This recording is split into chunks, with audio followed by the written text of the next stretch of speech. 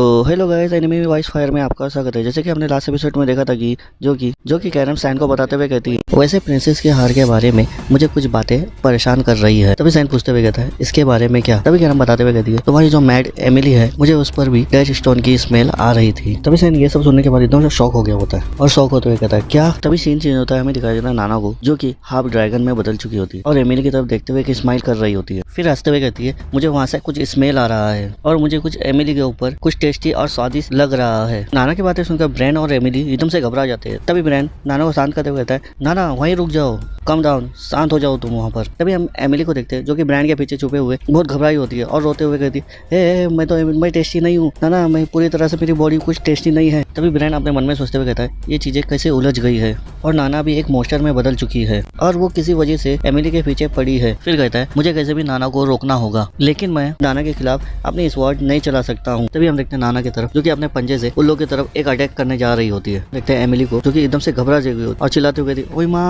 और ब्रैन भी अपनी आंखें बंद करते हुए कहता है मैं ये नहीं कर सकता। तभी हम देखते हैं सैन को जो कि वहाँ तेजी से आते हुए उन लोगों के बीच में आते हुए वो अटैक खुद के ऊपर झेल लेता है। तभी हम देखते हैं ब्रैन और एमिली को सैन को अटैक लगता हुआ देख के एकदम से घबरा जाते हैं और चिल्लाते हुए कहते हैं माय लॉर्ड। तभी कैरम भी तेजी से होते हुए उन लोगों के पीछे आ जाती है। तभी हम देखते हैं सैन को जो कि वो खून से लथपथ होता है कैरम की तरफ देखते हुए कहता है कैरम जल्दी करो। कैरम भी जल्दी से आते हुए एमिली की बॉडी से एचएल का दिया हुआ गिफ्ट जो कि एमिली पहनी होती है वो जल्दी से निकाल लेती है। फिर कहती है मुझे मिल गया। कैरम को ऐसा पीछे आता हुआ देख के एमिली एकदम से घबरा जाती है और ब्रैन का हाथ पकड़ते हुए कहती है ओ माय गॉड अब तुम कौन हो। तभी कैरम भी एमिली की बातें इग्नोर करते हुए उस चीज को नीचे फेंकते हुए अपने पैरों से कुचल के तोड़ देती है। तभी एमिली भी ऐसा होता हुआ देख के चिल्लाते हुए कहती है वो लॉर्ड एचएल का दिया हुआ गिफ्ट है, तुमने उसे क्यों तोड़ दिया। तभी कैरम भी गुस्से से चिल्लाते हुए कहती है किड्स होश में आओ, तुम्हारे पापा सामने ही है और देखो तुमने क्या कर दिया। तभी हम नाना को दिखाया जाता है जो कि पापा सुनते ही एकदम से फ्रीज हो जाती है एक जगह पे। फिर कहती है क्या पापा। तभी नाना भी होश में आते हुए कहती है क्या ये क्या हो गया, क्या ये नाना ने किया है, पापा के साथ ऐसा किया है। ये बोलते हुए जोरों जोरों से रोने लगती है। तभी हम सैन को दिखाया जाता है जो कि नाना के अटैक से वो अटैक लगने की वजह से सैन के बैक पर बहुत बड़ा जख्म बन चुका होता है। तभी सैन मुस्कुराते हुए नाना की तरफ देखते हुए कहता है कोई बात नहीं नाना, इससे मुझे कुछ हर्ट नहीं हुआ है। फिर सैन कहता है इसमें तुम्हारी कोई गलती नहीं है, ऐसा तुम्हारा करने का कोई इरादा नहीं था। तभी हम नाना की तरफ देखते हैं जो कि अपने घुटनों पे आ चुकी होती है और रो रही होती है और उसे अपने आप पर गिल्टी महसूस हो रहा होता है ऐसा करने से। तभी ब्रैंड सैन के जख्मों को देखने के बाद सैन को बुलाते हुए कहता है माय लॉर्ड। तभी हम सैन को देखते हैं जो कि नाना के पास जाते हुए कहता है चलो अब हम यहाँ से चलते हैं, ये जगह पूरी खराब हो चुकी है। तभी यहाँ से सीन चेंज होता है, हमें दिखाया जाता है क्राउन प्रिंस को सामने की तरफ देखते हुए गुस्से से अपने मन में कहता है इसका क्या मतलब, इस जगह पर तो मोस्टरों का तादाद होना चाहिए था, ये जगह तो मोस्टरों से भरा होना चाहिए था, लेकिन ये जगह तो एकदम खाली है, मानो इस जगह पे कुछ हुआ ही ना हो। तभी हम देखते हैं एम्पायर जो कि किंग होते हैं वो क्राउन प्रिंस को आवाज लगाते हुए कहते हैं लूनेल लगता है मोस्टर चले गए हैं। तभी क्राउन प्रिंस भी पीछे मुड़ते हुए अपने फादर से कहते हाँ फादर ये जगह अब सुरक्षित लग रही है। तभी सामने से एक आवाज आती है फादर। तभी एचएल सामने की तरफ देखते हुए कहता है वो आवाज। तभी हम देखते हैं एचएल के साथ जो एम्पायर किंग होते हैं वो भी सामने की तरफ जैसे ही देखते हैं कि प्रिंस एरिन सामने की तरफ से दौड़ते हुए आ रही होती है और फादर फादर करके बुला रही होती है। तभी एम्पायर प्रिंस एरिन को देखने के बाद कहते हैं एरिन थैंक गॉड तुम सेव हो। तभी प्रिंस एरिन फादर के गले लगते हुए कहते मैं बहुत खुश हूँ कि आप ठीक हो। तभी एम्पायर प्रिंस एरिन को देखने के बाद कहते हैं मैं भी मेरी प्यारी। तभी प्रिंस एरिन अपने ब्रदर को देखने के बाद कहती है क्या तुम्हें कुछ चोट लगी है ब्रदर लूनेल। तभी हम देखते हैं क्राउन प्रिंस और एचएल को गुस्से से एरिन को ही देख रहे होते हैं। तभी एम्पायर प्रिंसेस को कहते हैं लूनेल और एचएल के बदौलत ही मैं यहाँ पर सेफ हूँ। तभी क्राउन प्रिंस जो कि लूनेल है प्रिंसेस एरिन को गुस्से से देखते हुए कहता है थैंक गॉड मैं बहुत ही खुश हूँ तुम्हें यहाँ पर जिंदा देखकर। तभी प्रिंसेस एरिन भी लूनेल से कहती है ब्रदर मैं भी तुम्हारे लिए यही महसूस कर रही हूँ। फिर अपने मन में सोचते हुए कहती है मैं उनसे बहुत कुछ पूछना चाहती हूँ लेकिन मुझे पहले इन लोगों का ध्यान रखना होगा। तभी हम देखते हैं एलिस और पूरे गार्ड्स और लुनाओ को जो कि एम्पायर के सामने ग्रीटिंग करते हुए कहते हैं यू आर मेजेस्टी, आपकी उपस्थिति में होना हमारे लिए बहुत सम्मान की बात है। तभी एम्पायर भी अपना हाथ दिखाते हुए उन लोगों को उठाते हुए कहते हैं आप लोगों ने मेरी छोटी बेटी एरिन के लिए अपनी जान में खेल के प्रिंस एरिन को बचाकर सेफली यहाँ ले आए हो, उसके लिए मैं शुक्रिया अदा करता हूँ। फिर कहते हैं आप लोगों को इस बहादुरी के लिए आप लोगों को पहचाना जाएगा। तभी हम देखते हैं प्रिंस एरिन को जो कि लूनेल और एचएल की तरफ देख रही होती है जो कि उन लोग आपस में कुछ बातें कर रहे होते हैं। तभी प्रिंस एरिन उन लोगों को देखने के बाद अपने मन में कहती है ये दोनों क्या आपस में बात कर रहे हैं। तभी हम देखते हैं एचएल की बात सुनकर क्राउन प्रिंस भी एक इविल सी स्माइल करने लगता है। लुनाओ की तरफ देखते हुए कहता है मुझे लगता है कि मुझे पता है कि ये सब चीजों के पीछे किसका हाथ था। फिर लुनाओ की तरफ स्वॉर्ड दिखाते हुए कहता है लुनाओ रैन रिवर जो ग्राम एकेडमी की हेड मास्टर के रैग्नेस रैन रिवर की ग्रैंड डॉटर है। फिर कहता है तुम्हारा भांडा सब फूट चुका है, तुम अब पकड़ी जा चुकी हो, यू आर अंडर अरेस्ट, तुम्हें गिरफ्तार कर लिया जाता है। तभी हम देखते हैं एलिस को जो कि एकदम से शॉक हो गई होती है। फिर अपने मन में कहती है क्राउन प्रिंस क्या करने की सोच रहे हैं। तभी हम देखते हैं प्रिंस एरिन और एम्पायर को जो कि क्राउन प्रिंस की बातें सुनकर एकदम से शॉक हो गए होते हैं। प्रिंस एरिन अपने फादर से बताते हुए कहती है फादर लुनाओ ने मेरे साथ मिलकर बहुत से लोगों को बचाने में मेरे साथ मदद की है। तभी एम्पायर भी क्राउन प्रिंस को चिल्लाते हुए कहते हैं, ये कैसी बदतमीजी है, अपनी स्वॉर्ड को वहाँ से निकालो। तभी क्राउन प्रिंस स्माइल करते हुए कहता है, ये एक चालाक से ज्यादा और कुछ नहीं है, और ये सबको पता है कि ग्राम किंगडम की नजर उसू एम्पायर पर है और उसके किंगडम पर है, और वो मदर के छोटे भाई मार्केस को किल करके अराजकता फैलाने की कोशिश कर रही है। तभी लुनाओ कहती है, तुम ऐसा बोल रहे हो जैसे तुम्हारे पास कोई एविडेंस हो। तभी हम एचल को देखते हैं जो कि एम्पायर के सामने आते हुए अपने घुटनों पर बैठते हुए कहता है, हमें एक स्ट्रेंज से रिलेटेड कुछ मैजिक सेंस हुआ है। उस लॉज के पास लास्ट नाइट हमने रुके हुए थे उस जगह पर। तभी एम्पायर एचल से पूछते हुए कहते हैं, तुम मुझे केयरफुल होकर बताओ, क्या ये बात सच है। तभी प्रिंसेस एरिन भी थोड़ा घबराते हुए अपने फादर से कहती है, फादर। फिर क्राउन प्रिंस आगे बात बताते हुए कहता है, हमने उसे एक शो के चलते इनवाइट किया था, लेकिन हम उस पर नजर रख रहे थे। फिर कहता है, अगर आप हमें थोड़ा समय दे तो हम जल्द ही सबूत ढूंढ ले आएंगे। तभी एम्पायर भी ये सब सुनने के बाद कहते हैं, वेल ठीक है फिर। तभी प्रिंसेस एरिन भी थोड़ा शौक होते हुए अपने फादर की तरफ देखते हुए कहती है, फादर। तभी क्राउन प्रिंस भी एक इविल स्माइल करते हुए कहता है, ये सब हम पे छोड़ दीजिए फादर। तभी लुनाओ को देखते हैं जो कि अपने मन में सोचते हुए कहती है, हाँ क्या मैं किसी जाल में फंस चुकी हूँ, या ये भी ग्रैंडफादर की वसीयत है। तभी हम देखते हैं लुनाओ और ग्राम किंगडम से जितने भी जन आए होते हैं सभी को एक प्रिविजन में जांच के लिए बंद करके रख दिया गया होता है। तभी हम देखते हैं प्रिज्म को बैंगन पार्टी के दौरान अलग हो चुका था।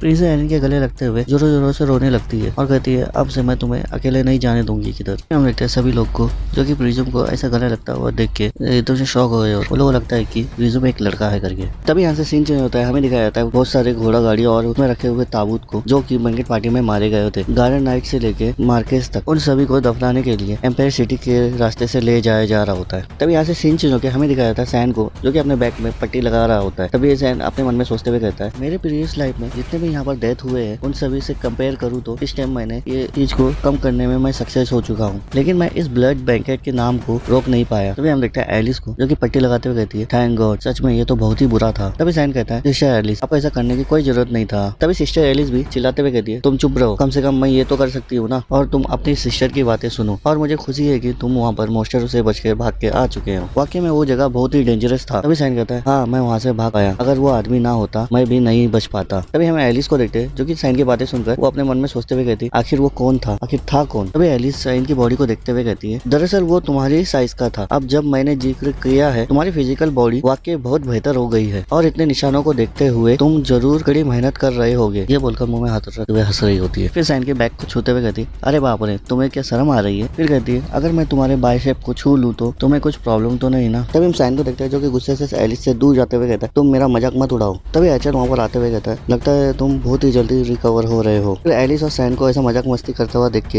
एचल कहता है, मैं देख रहा हूँ कि तुम दोनों पहले की तरह ही अभी भी करीब हो। मुझे तुम दोनों को देख के मेरे को थोड़ी जलन हो रही है। फिर सैन से पूछते हुए कहता है, क्या तुम्हें अब बेटर फील कर रहे हो। तभी सैन एचल का आवाज सुनने के बाद एचल की तरफ देखते हुए कहता है, हाँ। फिर कहता है, थैंक यू ब्रदर मेरे बारे में चिंता करने के लिए। तभी एलिस भी एचल की तरफ देखते हुए अपने मन में कहती है, जाहिर है सैन ने अपनी सुरक्षा बढ़ा दी है। तभी सैन एचल की तरफ देखते हुए हंसते हुए कहता है, ब्रदर आपका जांच, आपका इन्वेस्टिगेशन कैसा चल रहा है। तभी एलिस भी सैन को ऐसा बोलता हुआ देख के अपने मन में सोचते हुए कहती है, क्या सैन ने भी नोटिस किया एचल की तरफ देखते हुए। और एचल की तरफ देखते हुए इससे मेरे तो रोंगटे ही खड़े हो चुके हैं, मेरी बॉडी में से तो घूसबम आ गए हैं। तभी एचल अपने जेब से कुछ निकालते हुए उस चीज को देखते हुए एक इविल सी स्माइल करते हुए कहता है, दरअसल मैं इसी सिलसिले में यहाँ आया हूँ। फिर बताते हुए कहता है, मुझे रुनाओ रैन रिवर के कमरे से मुझे ये एक ब्रेसलेट मिला जिसके अंदर डेज स्टोन लगा हुआ था, और ये डेज स्टोन वो चीज है जो वो मोस्टरों को अपनी तरफ आकर्षित करता है, और ये डेज स्टोन वही चीज है जो कि मोस्टर पीछा करते हुए बैंकेट पार्टी तक आ चुके थे। और जब मैंने लुनाओ रैन रिवर से बात किया तो उसने बताया कि ये चीज गिफ्ट के तौर पे मिला था। तभी सैन एचल से सवाल करते हुए कहता है, तो जिसने उसे ये दिया होगा वो भी एक सस्पेक्ट ही होगा। तभी एचल सैन की बातें सुनने के बाद कहता है, तुम तो बहुत समझदार हो डियर ब्रदर। फिर सैन से सवाल करते हुए कहता है, तो तुम मुझे बताओ, क्या तुमने बैंकेट पार्टी के दौरान कोई गिफ्ट मिला था। तभी सैन एचल की बातें सुनने के बाद थोड़ी देर सोचते हुए कहता है, पक्का तो नहीं। तभी सैन एचल से पूछते हुए कहता है, क्या तुम्हें पता चला कि उसे ये गिफ्ट किसने दिया है। तभी एचल भी बताते हुए कहते हैं कि महल में कोई व्यापारी मार्चेंट अक्सर आया जाता रहता था, लेकिन आज हमें उसकी डेड बॉडी मिली, इसलिए हम जल्द से जल्द इसकी तह तक पहुंचने की कोशिश कर रहे हैं। फिर एचल सैन की तरफ गुस्से से देखते हुए कहता है, तो मैं तुमसे एक बार फिर से पूछना चाहता हूँ, क्या किसी ने तुम्हें ऐसा कुछ दिया है। तभी सैन भी एचल को ऐसा बोलता हुआ देख के गुस्से से उसी की तरफ देखते हुए अपने मन में कहता है, जाहिर है ये कोई इन्वेस्टिगेट जांच नहीं कर रहे हैं और ये ऐसे कोई पर्सन को ढूंढ रहे हैं इस चीज से रिलेटेड हो और इसमें दोषी हो। फिर सोचते हुए कहता है, इसका मतलब एमिली खतरे में है। तभी यहाँ से सीन चेंज होकर हमें एमिली को दिखाया जाता है अपने रूम के बाहर एक जगह पर आकर बैठी होती है। तभी उसके पीछे से कोई एक पर्सन आ रहा होता है। एमिली के पीछे स्वॉर्ड लिए हुए आके खड़ा हो जाता है। तभी एमिली को भी किसी आने का एहसास होता है और जल्दी से पीछे जैसे ही मुड़ के देखती है वो देख के एकदम से हैरान हो जाती है। तो गाइस ये दिखाते जाते ये एपिसोड खत्म होता है, पता नहीं चलता कि हमें इसके पीछे कौन आया है, वो नेक्स्ट एपिसोड में पता चलेगा। तब तक के लिए बाय। तो hey guys, Enemy Voice Fire में आपका स्वागत है। जैसे कि हमने लास्ट एपिसोड में देखा था कि एचएल सैन के पास आ गया था और सैन से सवाल करते हुए कहता है, सैन मैं तुमसे फिर से पूछता हूँ, क्या तुम्हें कोई अननोन पर्सन ने गिफ्ट दिया है? तभी सैन एचएल की बातें सुनने के बाद अपना सर पकड़ते हुए कहता है, ओह मेरा सर। तभी एचएल भी सैन को ऐसा करता हुआ देखे थोड़ा उसी को देख रहा होता है। तभी एलिस भी चिल्लाते हुए सैन को संभालते हुए कहती है, सैन तुम ठीक तो हो? तभी सैन अपने सर पे हाथ रखते हुए फील करता है, मुझे लगता है मैं अभी भी पूरी तरह से रिकवर नहीं हुआ हूँ। तभी एलिस सैन को संभालते हुए एचएल को बताते हुए कहती है, सैन का घाव बहुत गहरा हो गया था और उसका बहुत सारा ब्लड बह चुका था। तभी सैन और एक्टिंग करते हुए कहता है, ओह बहुत चक्कर आ रही है मुझे। तभी एलिस भी इसमें साथ देते हुए एचएल से कहती है, डॉक्टर ने कहा था कि उसे आराम करने के लिए। तभी एलिस सैन से कहती है, बस सैन अब लेट जाओ, अब तुम्हें आराम करना चाहिए। तभी सैन कहता है, हाँ सिस्टर। तभी एचएल भी वहाँ से जाते हुए कहता है, हाँ थोड़ा आराम कर लो और मैं भी यहाँ से जा रहा हूँ। फिर सैन एचएल को रुकाते हुए कहता है, मुझे कुछ भी याद नहीं कि मैंने किसी से कुछ लिया हो। फिर कहता है, और अगर कोई मेरे पास आता तो उस जगह पर वो मोशोर के हाथों मारा जाता। तभी एचएल भी मुस्कुराते हुए सैन से कहता है, थैंक्स मुझे आंसर देने के लिए। फिर एचएल अपने मन में सोचते हुए कहता है, सचमुच ऐसा पर्सन तो मोशोर के हाथों मारा जाता। एचएल अपने मन में सोचते हुए कहता है, ये वाकई अच्छी खबर है कि मुझे किसी को मारना नहीं पड़ा। फिर कहता है, लेकिन ये फिर भी शर्म की बात है, मुझे उम्मीद थी कि बैंगर पार्टी में तुम्हें खत्म कर दूंगा करके। सैन वर्ड। तभी एलिस भी सैन को ऐसा एचएल को देखता हुआ करके बड़ी नर्वस होते हुए सैन को कहती है, सैन। तभी सैन भी थोड़ा जल्दी से शॉक होते हुए कहता है, यस सिस्टर क्या हुआ? तभी एलिस गुस्से से सैन की गर्दन पे मारते हुए उसको बेहोश करते हुए कहती है, मैंने कहा ना तुम लेट जाओ और अपनी सिस्टर की बात सुनो। तभी यहाँ से सीन चेंज हो गया, हमें दिखाया जाता है एक मैट को जो कि किसी से घबराते हुए भाग रही होती है और उसकी बॉडी में स्वॉर्ड लगने की वजह से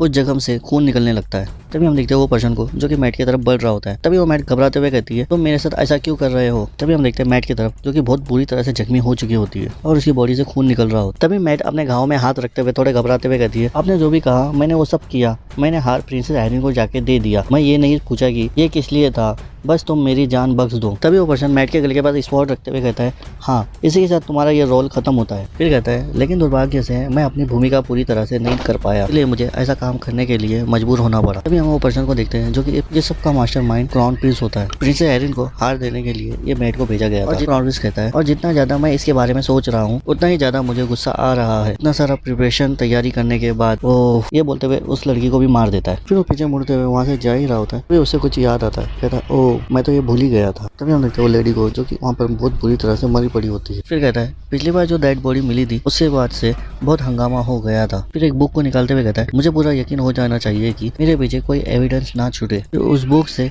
एक स्पेल पढ़ते हुए एक मॉन्स्टर को निकाल लेता है बाहर और उस मॉन्स्टर को ऑर्डर देते हुए कहता है, जाओ और उसे खा जाओ। तभी यहाँ से सीन चेंज होता है, हमें दिखाया जाता है एमिली को जो कि एक जगह पे बैठते हुए मौसम के मजे उठाते हुए गाना गा रही होती है। तभी एमिली को किसी के पीछे से आने की आहट महसूस होती है। तभी वो पर्सन एमिली के पीछे आके खड़ा हो जाता है। तभी एमिली भी जल्दी से पीछे मुड़ के जैसे देखती है कि उसके पीछे ब्रांड खड़ा है क्योंकि कुछ ले आया होता है। तभी ब्रांड उसको बताते हुए कहता है, मैंने शहर से कुछ आपके लिए एप्पल खरीद लाया हूँ और मैं उम्मीद करता हूँ कि ये आपको बहुत पसंद आएगा। तभी एमिली भी खुश होते हुए ब्रांड को थम्स अप बताते हुए कहती है, ओह ये कितना बढ़िया है, थैंक यू सर ब्रांड। तभी ब्रांड भी एमिली को ऐसा बोलता हुआ देख के वो भी खुश हो जाता है। तभी एमिली ब्रांड से एक एप्पल लेके वो खाने लगती है। तभी ब्रांड एमिली के बाजू में बैठते हुए कहता है, मैं श्योर हूँ कि आज का मौसम बहुत अच्छा होगा। तभी एमिली भी ब्रांड को रिप्लाई देते हुए कहती है, हाँ। फिर ब्रांड से सवाल पूछते हुए कहती है, लेकिन हम लोग यहाँ पर कब तक रहेंगे? तभी ब्रांड भी वो एप्पल खाते हुए एमिली को बताते हुए कहता है, लॉर्ड सैन ने कहा था कि जब तक मेरा ऑर्डर ना मिले जब तक तुम्हें वहीं रहना होगा और हमें यहीं छुपे रहना होगा। तभी ब्रांड और एमिली एचएल के गिफ्ट के बारे में बात कर रहे होते जो कि एचएल एमिली को दिया था और वो उसने सैन को जाके बता दी होती है सब। तभी सैन एचएल का दिया हुआ गिफ्ट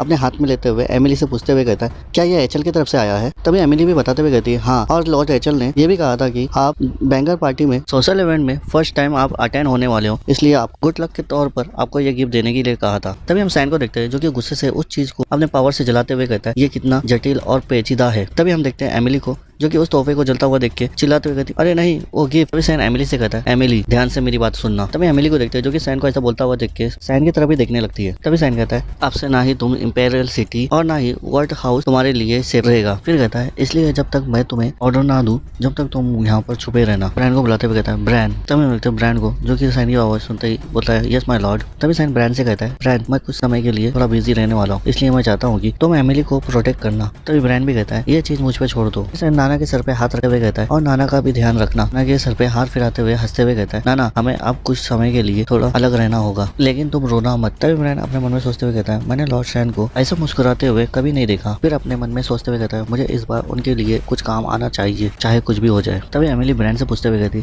क्या नाना की तबीयत ठीक है? तभी ब्रांड भी बताते हुए कहता है, हाँ कुछ दिन तक हालत मुश्किल थे, लेकिन अब वो अच्छी तरह से सो रही है और नाना की हालत में काफी सुधार हुआ है। फिर कहता है मुझे लगता है कि लॉर्ड साइन के दूर होने के कारण यहाँ पर बहुत कुछ हो चुका है। फिर ब्रांड एमिली को बताते हुए कहता है मैड जो कि एक ड्रैगन थी। तभी एमिली भी कहती है जब मुझे पता चल गया है तो मैं उनकी मदद करना चाहती हूँ। तभी ब्रांड भी कहता है अरे मैं भी यही सोच रहा था। तभी ब्रांड वो मोमेंट के बारे में याद करने लगता है जब एमिली ने ब्रांड को अपने हाथ से कस के पकड़ लिया था। यही सोचते हुए ब्लशिंग करने लगता है। फिर कहता है अरे नहीं, मुझे अचानक वो पल क्यों याद आ गया। तभी हम देखते हैं एमिली को जो कि मुस्कुराते हुए ब्रांड से कहती है तो फिर चलो हम दोनों लॉर्ड साइन के लिए कुछ अच्छा करते हैं सर ब्रांड। तभी हम देखते हैं ब्रांड को जो कि एमिली की बातें सुनने के बाद एमिली की तरफ ही देखते हुए ब्लशिंग करने लगता है। फिर हल्के से मुस्कुराते हुए कहता है सही कहा आपने मिस एमिली। तभी यहाँ से सीन चेंज हो गया, हमें दिखाया जाता है एम्पायर के रूम में जहाँ पर क्राउन प्रिंस चिल्लाते हुए अपने फादर से कहता है फादर आपका क्या कहने का मतलब है। फिर कहता है हमारे पास इसका पूरा एविडेंस है और हम ऐसे सस्पेक्ट को ऐसे हाथ से जाने नहीं दे सकते। तभी किंग कहते हैं लोनेल अपना ध्यान रखना और मैंने पहले ही अपना माइंड बना लिया हूँ। तभी हम क्राउन प्रिंस को देखते हैं जो कि एम्पायर की बातें सुनने के बाद अपना मुट्ठी बंद करते हुए अपने दांत पीसते हुए गुस्से से देख रहा होता है अपने फादर को। तभी लोनेल अपने फादर को चिल्लाते हुए कहता है आप ऐसे कमजोरी के बावजूद पूरे कंटिनेंट पर अपना डोमिनेंस कैसे बना रख पाओगे और आप ग्राम किंगडम से इतना क्यों डरते हो। तभी एम्पायर को गुस्सा आ जाता है, चिल्लाते हुए कहते हैं इतना बस हो गया आप। ये बोलते हुए लोनेल की तरफ एक अटैक कर दिए होते हैं जो कि वो अटैक लोनेल के फेस से होते हुए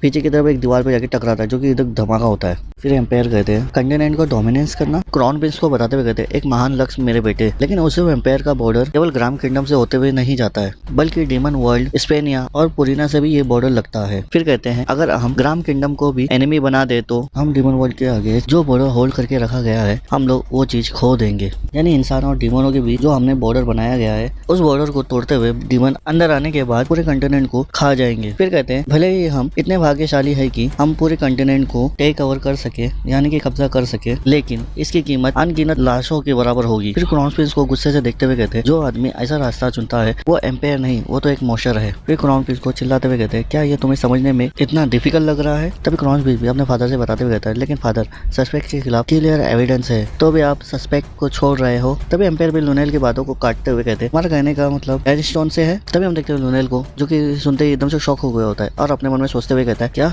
ये फादर को कैसे पता चला। फिर डरते हुए अपने मन में सोचते हुए कहता है शाही मुलाकान अभी पूरा नहीं होना चाहिए। तभी एम्पायर लोनेल के चेहरे को देखते हुए कहते हैं तुम्हारे चेहरे के भाव ही सब कुछ बता रहे हैं लोनेल। फिर एम्पायर कहते हैं जब से तुम बच्चे थे तब से तुम्हें बेचैनी रहती थी तब तक तुम उस चीज को पा ना लो और वो चीज जो तुम वो चाहते हो। तभी हम लोनेल को देखते हैं जो कि डरते हुए कहते हैं नहीं नहीं फादर आप किस बारे में बात कर रहे हैं ये मुझे नहीं समझ में आ रहा है। तभी एम्पायर क्राउन प्रिंस को गुस्से से देखते हुए कहते हैं अब चुप रहो बेवकूफ लड़के। फिर कहते हैं लुनेल तुम इतना डीपली कैसे गिर सकते हो। फिर पीछे मुड़ते हुए कहते हैं मैं कह सकता हूँ कि प्रिंसेस एरिन एम्पेरियल राजगद्दी के लिए परफेक्ट होगी। फिर गुस्से से चिल्लाते हुए क्राउन प्रिंस से कहता है मैं तुम्हारे चेहरे को देखते देखते थक गया हूँ, मेरे नजरों से दूर हो जाओ। तभी हम क्राउन प्रिंस को देखते हैं जो कि गुस्से से अपने मुट्ठी को बंद करते हुए एरिन का नाम लेते हुए कहता है एरिन सिविलस। एरिन के ऊपर बहुत भड़क चुका होता है और गुस्से से एरिन के बारे में सोचते हुए कहता है उस छोटी सी बदमाश ने मेरा सब कुछ बर्बाद कर दिया। ये बोलते हुए क्राउन प्रिंस प्रिंसेस एरिन के डोर के पास आ गया होता है जहाँ पर दो गार्ड उसके रखवाली के लिए खड़े होते हैं। तभी उनमें से एक गार्ड क्राउन प्रिंस को देखने मत करता है प्रिंस लोनेल आप यहाँ। तभी हम देखते हैं प्रिंस लोनेल को जो कि वहाँ पर खड़े हुए दो गार्ड को चिल्लाते हुए कहते हैं मेरे सामने से हट जाओ। ये बोलते हुए दरवाजे को जोड़कर खोल देता है। तभी हम देखते हैं रिज्यूम को जो कि क्राउन प्रिंस को ऐसा अंदर आता हुआ देख के हैरान होते हुए कहता है यू आर हाइनेस। फिर कहता है प्रिंसेस एरिन को रेस्ट करना है और उनको और अपने आप को रिकवर कर रही है। तभी हम देखते हैं क्राउन प्रिंस को जो कि बहुत गुस्से में होता है और वो एक पंच मारते हुए रिज्यूम को नीचे गिरा दिया होता है। फिर गुस्से से कहता है मैंने कहा मेरे सामने से हट जाओ। तभी हम देखते हैं प्रिंसेस एरिन को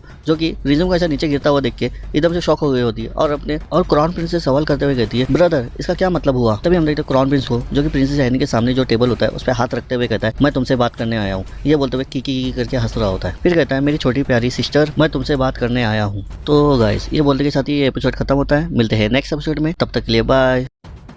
तो hello guys, Enemy Voice Fire में आपका स्वागत है। जैसे कि हमने लास्ट एपिसोड में देखा था कि क्राउन प्रिंस को देखते हैं जो कि गुस्से से अपने मुट्ठी को बंद करते हुए एरिन का नाम लेते हुए कहता है एरिन सिविलस। एरिन के ऊपर बहुत भड़क चुका होता है और गुस्से से एरिन के बारे में सोचते हुए कहता है उस छोटी सी बदमाश ने मेरा सब कुछ बर्बाद कर दिया। ये बोलते हुए क्राउन प्रिंस प्रिंसेस एरिन के डोर के पास आ गया होता है जहाँ पर दो गार्ड उसके रखवाली के लिए खड़े होते हैं। तभी उनमें से एक गार्ड क्राउन प्रिंस को देखने मत करता है प्रिंस लोनेल आप यहाँ। तभी हम देखते हैं प्रिंस लोनेल को जो कि वहाँ पर खड़े हुए दो गार्ड को चिल्लाते हुए कहते हैं मेरे सामने से हट जाओ। ये बोलते हुए दरवाजे को जोड़कर खोल देता है। तभी हम देखते हैं रिज्यूम को जो कि क्राउन क्रॉन प्रिंस को ऐसा अंदर आता हुआ देख के हैरान होते हुए कहता है योर हाइनेस। फिर कहता है प्रिंसेस आयरिन को रेस्ट करना है और उनको और अपने आप को रिकवर कर रही है। तभी हम देखते हैं क्रॉन प्रिंस को जो कि बहुत गुस्से में होता है और वो एक पंच मारते हुए रिजिम को नीचे गिरा दिया होता है। फिर गुस्से से कहता है मैंने कहा मेरे सामने से हट जाओ। तभी हम देखते हैं प्रिंसेस आयरिन को जो कि रिजिम को ऐसा नीचे गिरता हुआ देख के एकदम से शॉक हो गई होती है और क्रॉन प्रिंस से सवाल करते हुए कहती है ब्रदर इसका क्या मतलब हुआ। तभी हम देखते हैं क्रॉन प्रिंस को जो कि प्रिंसेस आयरिन के सामने जो टेबल होता है उस पर हाथ रखते हुए कहता है मैं तुमसे बात करने आया हूँ। ये बोलते हुए की करके हंस रहा होता है। फिर कहता है मेरी छोटी प्यारी सिस्टर मैं तुमसे बात करने आया हूँ। और अब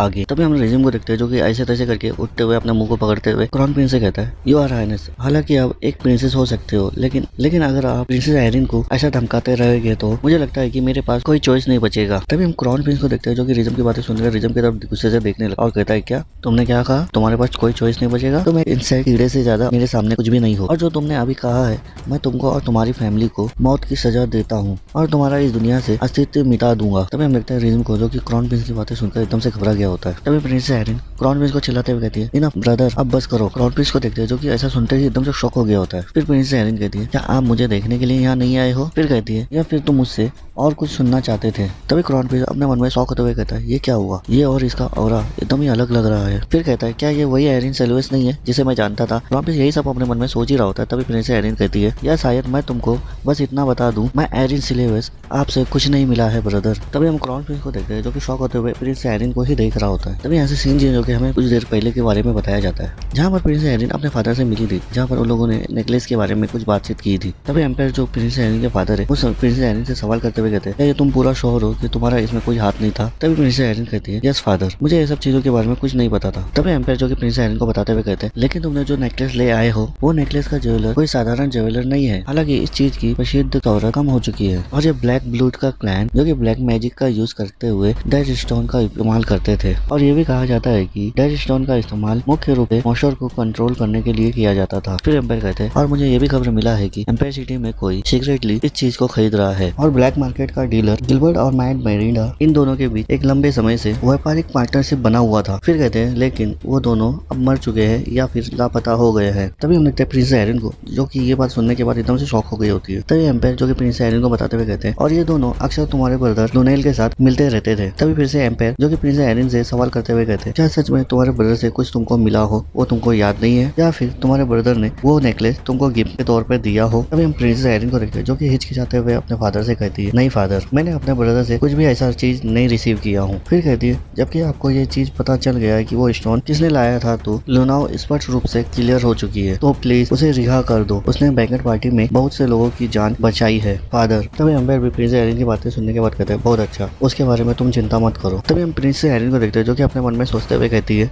अगर मैं अपने फादर को बता दूं कि लुनाइल भी इस इंसिडेंट में इन्वॉल्व था तो फादर को भी इस चीज के लिए खतरा महसूस हो सकता है और जबकि मेरे आसपास के लोगों को भी हार्म पहुंच सकता है और मुझे इस चीज को रोकना होगा। ये सोचते हुए क्रॉन प्रिंस से कहती है क्या तुम मेरे बातों से संतुष्ट हो ब्रदर। तभी हम क्रॉन प्रिंस को देखते हैं जो कि उसका इंप्रेशन एकदम चेंज हो गया होता है और गुस्से से प्रिंसेस आयरिन को देखते हुए कहता है ये सही है कि मैंने तुम्हें कभी कुछ नहीं दिया है। तभी प्रिंसेस आयरिन भी कहती है हाँ और ये मैंने भी फादर से कहा था। तभी हम देखते क्रॉन प्रिंस को जो कि प्रिंसेस आयरिन का एटीट्यूड देखते हुए बहुत गुस्सा हो चुका होता है और कहता है लेकिन तुम्हारा जो एटीट्यूड है वो मुझे बिल्कुल भी पसंद नहीं आ रहा है। फिर कहता है तुम जो मुझे देखकर ऐसा जो एक्ट कर रही हो मुझे ऐसा लग रहा है मैंने कुछ बड़ा ही कुछ क्राइम कर लिया हूँ करके। तभी क्रॉन प्रिंस प्रिंसेस आयरिन को गुस्से से देखते हुए कहता है जो ये तुम्हारा नौकर का मुंह बहुत ज्यादा ही चलता है मुझे लगता है कि इसका मुंह बंद करना होगा। तभी हम देखते हैं प्रिंसेस आयरिन को जो कि क्रॉन प्रिंस से माफी मांगते हुए कहती है मुझे माफ करना मेरे से मिलने के लिए कोई गेस्ट आए हुए है। तभी हम क्रॉन प्रिंस को देखते हैं जो कि प्रिंसेस आयरिन की बातें सुनकर उसका रिएक्शन एकदम चेंज हो गया होता है। फिर कहता है तुम क्या कर रही हो आखिरकार मेरे से ज्यादा और कौन इंपॉर्टेंट हो सकता है। तभी प्रिंसेस आयरिन कहती है वो गेस्ट मेरे लिए बहुत इंपॉर्टेंट है। तभी हम देखते हैं प्रिंसेस आयरिन के पीछे सैन को जो कि एक पिलर पे टेका लगाए हुए और माफी मांगते हुए कहता है मुझे माफ कर देना यहाँ खड़े होकर आप दोनों की बातें सुनना मेरा ऐसा कोई इरादा नहीं था।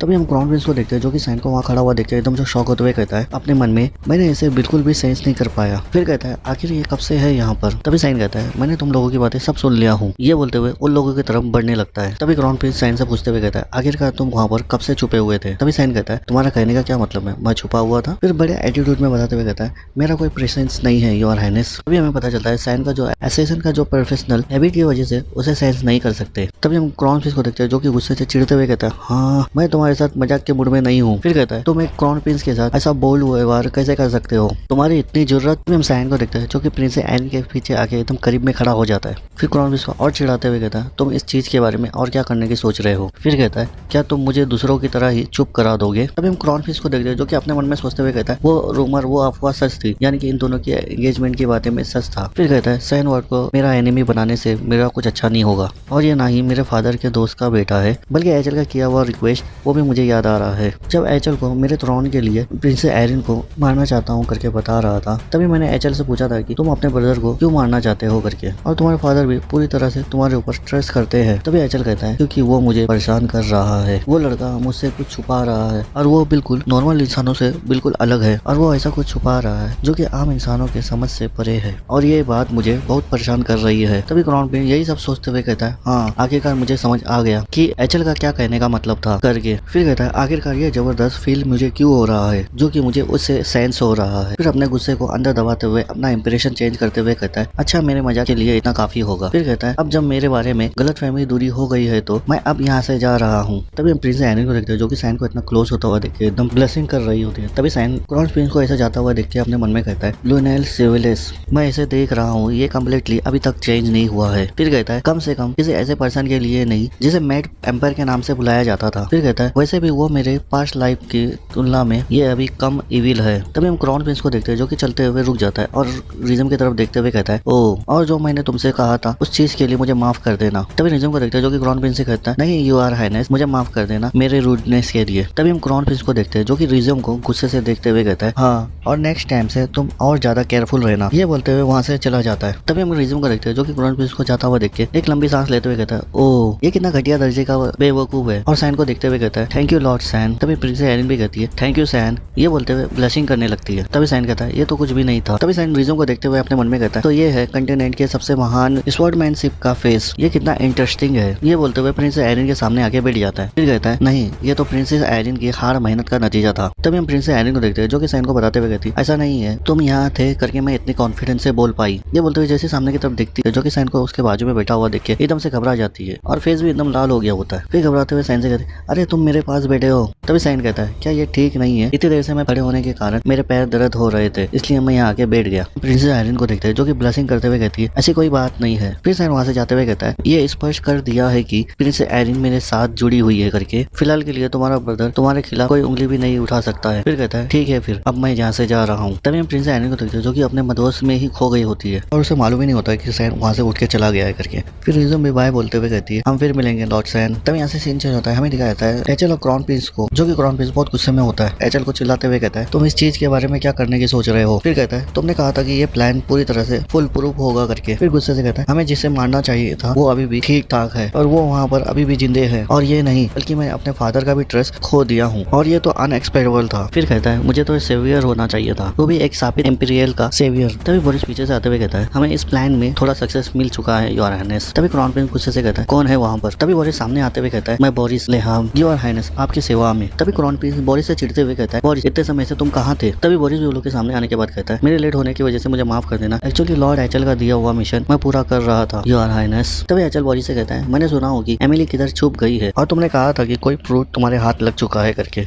तभी बोरिस बताते हुए कहता है हमने प्रिंसेस एरिन के आसपास के लोगों को बहुत ही कम आंगा था। ये बोलते हुए अपने हाथ को बाहर निकालते हुए एक क्रिस्टल को बाहर निकालते हुए हंस रहा होता है। तभी क्राउन प्रिंस मुंह बनाते हुए कहता है तो क्या हुआ, क्या तुम चाहते हो मैं पूरा टाइम परेशानी में रहूं। तभी बोरिस भी कहता है योर हाइनेस गॉड भी ऐसा ना करे। फिर कहता है पहले मेरे हाथों की तरफ देखिए। फिर कहता है ये प्रिंसेस एरिन के साथियों के द्वारा यूज किया गया सभी मैजिकल का एक ये क्रिस्टलाइजर है। फिर कहता है इसमें से ज्यादातर तो बिल्कुल भी नॉर्मल मैजिक है, लेकिन जो मैजिक आपने सामने जो देख रहे हैं ये वास्तव में एक बहुत रेयर तरह का मैजिक है। फिर आगे बताते हुए कहता है कुछ युगों में इसे एक इविल मैजिक के रूप में भी जाना जाता था। फिर बोरिस एक इविल से ऐसे हंसते हुए कहता है ये चीज पावर ऑफ मैजिक स्वॉर्ड है, और इसका मतलब ये हुआ कि प्रिंसेस एरिन और एलिस के सहयोगी में से कोई एक ऐसा डिमोनिक स्वॉर्ड रखता है। तभी ऐसे सीन चीज होता है, हमें दिखाया जाता है एक कीड़े जैसी डिश को, जिसे ब्रायन उस डिश को देखते हुए एकदम मुंह बनाते हुए कहता है उसने कहा था कि ये अजीब सा दिखने वाला चीज ब्लू ग्रेप है। फिर कहता है लेकिन ये बेकार सा दिखने वाला डिश आखिर में क्या है जो मैं अपने सामने देख रहा हूँ, और ये दोनों बेखौफ होके इस चीज को खा रहे हैं। तभी हम नाना और सैन को देखते हैं जो कि उस डिश को मजे से चबाते हुए खा रहे होते हैं। तभी हम सैन की मैड एमिली को देखते हैं जो नाना को देखते हुए प्यार से कहती है, नाना धीरे धीरे करके चबा के खाओ। फिर कहती है, वाकई में तुम्हें भूख बहुत ज्यादा लगा है। तभी हम ब्रायन को देखते हैं जो कि मुंह बनाते हुए एमिली की तरफ ही देख रहा होता है। फिर ब्रायन की नजर वो डिश पे जाती है क्योंकि वो डिश थोड़ा सा हिल रहा होता है। तभी ब्रायन भी शौक होते हुए कहता है, क्या वो डिश अभी हिला था? तभी हम सैन को देखते हैं जो कि अपना स्पून नीचे रखते हुए कहता है, ओह अब मेरा पेट भर चुका है। तभी एमिली सैन से कहती है, पहले ही आपके प्लेट में और होना चाहिए था माय लॉर्ड। तभी सैन कहता है, नहीं और मैं यहाँ नहीं रुक सकता, अगर मैं और रुक गया तो एचन तुम्हें ढूंढ लेगा। ये बोलते हुए अपने मुंह को क्लीन कर रहा होता है। तभी हम एमिली को देखते हैं जो कि गुस्से से टेबल पे हाथ मारते हुए कहती है, वो बास्टर्ड लॉर्ड एचल। तभी सैन अपना मुंह पोंछने के बाद कहता है, मैं यहाँ पर केवल तुम तीनों का हालचाल देखने के लिए आया था। फिर कहता है, खतरा अभी भी बना हुआ है, इसलिए अगर आप दोनों को कुछ चाहिए होगा तो ब्रायन को भेज देना।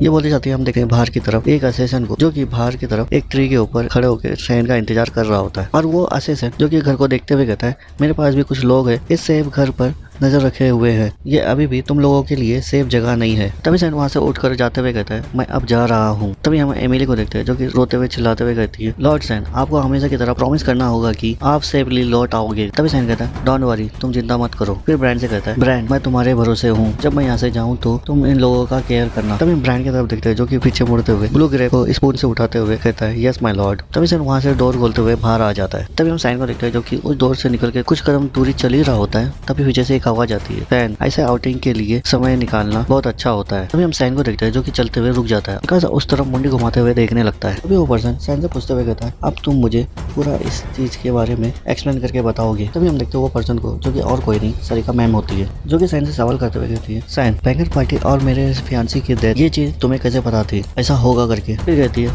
ये ऐसा लगता है कि जैसे तुम फ्यूचर जानते हो। फिर कहती है, मेरा सुझाव है कि तुम अपना आंसर केयरफुल होके दोगे। और सैन में मिस सरिका की बातें बहुत गौर से सुन रहा होता है। फिर कहती है, क्योंकि तुम्हारे कहने पे जो डिपेंड करता है उसी पल मैं तुम्हारी दुश्मन बन सकती हूँ। फिर सैन को गुस्से से देखते हुए कहती है, आखिरकार तुम हो कौन? San word. तो गाइस ये बोलने के साथ ही एपिसोड खत्म होता है। मिलते हैं नेक्स्ट एपिसोड में, तब तक के लिए बाय। तो hello guys, anime voice Fire में आपका स्वागत है। जैसे कि हमने लास्ट एपिसोड में देखा था कि सरिका मैम जो कि एक असिस्टेंट के रूप में आते हुए एक पेड़ के ऊपर खड़ के सैन का इंतजार कर रही होती है। तभी हम सैन को देखते हैं जो कि उस डोर से निकल के कुछ कदम दूरी चल ही रहा होता है। तभी पीछे से एक आवाज आती है, सैन ऐसे आउटिंग के लिए समय निकालना बहुत अच्छा होता है। तभी हम सैन को देखते हैं जो कि चलते हुए रुक जाता है, बिकॉज उस तरफ मुंडी घुमाते हुए देखने लगता है। तभी वो पर्सन सैन से पूछते हुए कहता है, अब तुम मुझे पूरा इस चीज के बारे में एक्सप्लेन करके बताओगे। तभी हम देखते हैं वो पर्सन को जो कि और कोई नहीं सरिका मैम होती है जो कि सैन से सवाल करते हुए कहती है, सैन बैंगर पार्टी और मेरे फियांसी की डेथ ये चीज तुम्हें कैसे पता थी, और ये तक कि मार्केसी मेरा ये फियांसी है ये तुम्हें कैसे पता चला, और ये ऐसी बातें नहीं है जो तुम्हें जाननी चाहिए और तुम मुझसे कैसे जानते हो। तभी सैन सरिका मैम से पूछते हुए कहता है, क्या ये इतना इंपॉर्टेंट है? फिर बताते हुए कहता है, वैसे भी मार्केस हमारा फर्स्ट टारगेट था। तभी सरिका मैम कहती है, हाँ ये बहुत ही इंपॉर्टेंट है। मैं पूछती हूँ तुम किस ऑर्गेनाइजर के स्पाइस हो? तभी सैन कहता है, अगर मैं हूँ तो क्या होगा? तभी सरिका मैम अपने स्वॉर्ड को हाथ निकालते हुए कहती है, क्या ये स्पष्ट नहीं है तुम हमारे रास्ते के बीच आ सकते हो करके। सैन भी सरिका की बातें सुनकर उसी की तरफ देख रहा होता है। तभी सरिका मैम अपना स्वॉर्ड लेते हुए सैन के ऊपर अटैक कर देती है। तभी कैरम जल्दी से बाहर निकलते हुए सरिका मैम के अटैक को रोक लेती है। सैन भी सरिका मैम के अटैक को देख के कोई रिएक्ट नहीं करता है। सरिका मैम जो कि खसकता हुआ थोड़ा पीछे चली जाती है। फिर हंसते हुए कहती है, क्या तुम मेरे रास्तों के बीच आओगी? तभी कैरम भी कहती है, तुम अभी भी अच्छी तरह से नहीं सीखे हो, मैंने तुमसे कहा था कि मेरे मास्टर को छूना तक नहीं। तभी सरिका मैम हंसते हुए कहती है, लगता है मुझे तुम समझाने में फेल हो गई हो और मुझे इसमें बहुत मजा आ रहा है। तभी कैरम भी हंसते हुए कहती है, तुम एक वास्तव में एक पीस ऑफ वर्क हो। कैरम ये बोलते साथ ही सरिका मैम को देखते हैं जो कि कैरम के ऊपर आके सीधा अटैक कर दी होती है। तभी हम देखते हैं कैरम को उस जगह से फ्लिप जंप मारते हुए सरिका मैम के पीछे आ जाती है। कैरम भी हंसते हुए कहती है, ठीक है फिर मैं भी तुम्हें कुछ इंटरेस्टिंग दिखाती हूँ। ये बोलते हुए अपने हाथ में एक फायर सा बॉल बना लेती है। तभी सरिका मैम भी अपने मन में सोचते हुए कहती है, मेरे तरफ कुछ तेजी से आ रहा है। ये बोलते साथ ही हम देखते हैं कैरम को जो कि एक स्पेल पढ़ते हुए कहती है, power off the black mysterious एडमेक। ये बोलते हुए सरिका मैम की तरफ वो अटैक भेज देती है। जो अटैक तेजी से आते हुए जमीन में टकराता है जिससे कि वो जगह पे बहुत बड़ा एक ब्लास्ट होता है। तभी सरिका मैम भी उस अटैक को डॉज करते हुए कहती है, यहाँ तक कि सबसे पावरफुल भी अटैक यूजलेस है अगर तुम उसे डॉज कर लिए तो। ये बोलते हुए उस अटैक से डॉज करते हुए दूर भाग रही होती है। फिर सरिका मैम एक जगह पे रुकते हुए अपने मन में कहती है, तो ये कैरम की पावर है। फिर कहती है, अगर वो अटैक मुझे डायरेक्ट लगता तो मैं मर जाती और मैं उस अटैक को डिफ्लेक्ट करने की ट्राई करती तो भी मारी जाती। फिर कैरम के बारे में सोचते हुए कहती है, मैं समझती हूँ कि वो आमतौर पर स्वॉर्ड के फॉर्म में क्यों रहती है, वो चाहती तो पूरी सिटी को डिस्ट्रॉय कर सकती थी। तभी हम कैरम को देखते हैं जो कि मुंह बनाते हुए कहती है, शॉक मैंने मिस कर दी। फिर कहती है, केवल एक ही जन है जो इस अटैक को रोक सकता है और वो डीमन किंग है। तभी हम वो जगह को देखते हैं जो कि वो अटैक लगने की वजह से उस जगह में 100 मीटर तक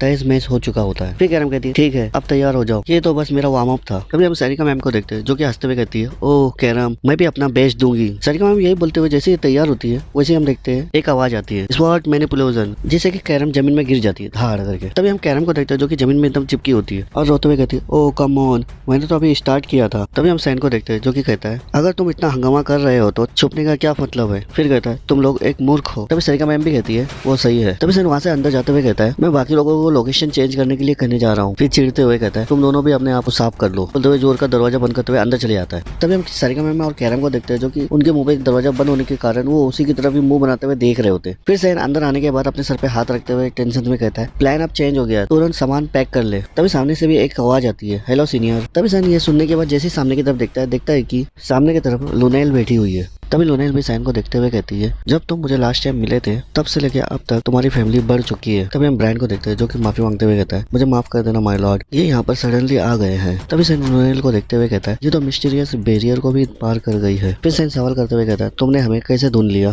फिर सैन अपने मन में सोचते हुए कहता है, ये मेरी सोच से भी ज्यादा केपेबल है। तभी लुनाओ भी बताते हुए कहती है, ये मेरे टैलेंटों में से एक है और आपको डरने की कोई जरूरत नहीं है, इस जगह के बारे में मेरे अलावा और कोई नहीं जानता है। फिर कहती है, असल में सेकंड बार सोचने पर बाहर हुए उस हंगामे के बाद नहीं, वैसे वो क्या था। तभी सैन लुनाओ से पूछते हुए कहता है, नेवर माइंड, लेकिन तुम यहाँ क्या कर रही हो। तभी लुनाओ कहती है, मैं सिंपली यहाँ आई हूँ तुम्हें थैंक करने। तभी सैन कहता है, मैंने तुम्हारे थैंक्स के बदले मैंने ऐसा कुछ तुम्हारे लिए नहीं किया। तभी लुनाओ कहती है, ये बिल्कुल सही है और मुझे सब कुछ पता है, बैंगन पार्टी के दौरान तुमने मेरे साथ जो किया। तभी हम ब्रैन, नाना और एमिली को देखते हैं जो कि शॉक होते हुए कहते हैं, इसका क्या मतलब है। तभी सैन अपने मन में सोचते हुए कहता है, उसका मतलब उस मोमेंट से था जिस दिन ब्लूड बैंगन पार्टी में जो हुआ, मुझे तो लगा था कि वो अनकॉन्शियस हो चुकी है करके, ज्यादा पावर यूज करने के कारण वो बेहोश हो गई होगी करके। तभी लुनाओ अपने दोनों हाथों में दो मैजिक फायर फ्लेयर को निकाल कर दिखाते हुए कहती है, मैं सभी तरह के एट्रीब्यूट्स के मैजिक को यूज कर सकती हूँ और इतना ही नहीं, मैं उन सभी को कंबाइन या मॉडिफाई भी कर सकती हूँ और मैं स्पेसिफिक लोगों के मैजिक को भी ट्रैकिंग कर सकती हूँ। फिर कहती है, रिमार्केबल, ये नहीं है, ये मेरे ग्रैंडफादर द्वारा दिया गया एक गिफ्ट है। तभी साइन कहता है, ये एक कर्ज है, बल्कि तुम्हारे ग्रैंडफादर दिया हुआ एक अभिशाप है। फिर लुनाओ की बॉडी के बारे में बताते हुए कहते, लुनाओ तुम्हारी बॉडी डैमेज है। तभी लुनाओ साइन की बातें सुनने के बाद साइन से कहती है, तुमने क्या कहा सीनियर। तभी साइन कहता है, चलो कहीं बाहर जाके बात करते हैं। तभी हम ब्रैन और एमिली को देखते हैं जो कि आपस में कुछ फुसा रहे होते हैं। तभी साइन ब्रैन और एमिली को ऐसा फुसाता हुआ देख के एकदम से चिढ़ जाता है, हाँ चिल्लाते हुए कहता है, तुम दोनों मेरे रिटर्न आने से पहले सामान पैक करके रख देना। तभी एमिली ये सुनने के बाद कहती है, माय लॉर्ड आप कहाँ जा रहे हो। तभी साइन एमिली को बताते हुए कहता है, हम रोएन अकेडमी जा रहे हैं। तभी हम एमिली को देखते हैं जो कि ये सुनते ही उसकी एमिली एकदम से खुश हो जाती है और उसका चेहरा भी एकदम ब्लशिंग करने लगता है। फिर हंसते हुए कहती है, इसका मतलब है कि मैं हर दिन लॉर्ड सैन को केयर कर सकती हूँ। अभी हम ब्रैन को देखते हैं जो कि एमिली के बारे में सोचते हुए अपना मुंह बना रहा होता है। जहाँ पर एक डिश बनाते हुए एमिली आ रही होती है और चिल्लाते हुए कहती है, my lord sir Brian please मेरी हेल्प कीजिए इसे नीचे रखने में। तभी नाना को देखते हैं जो कि ब्रैन का फेस देखते हुए कहती है, ब्रैन तुम्हारा फेस ऐसा क्यों बना हुआ है।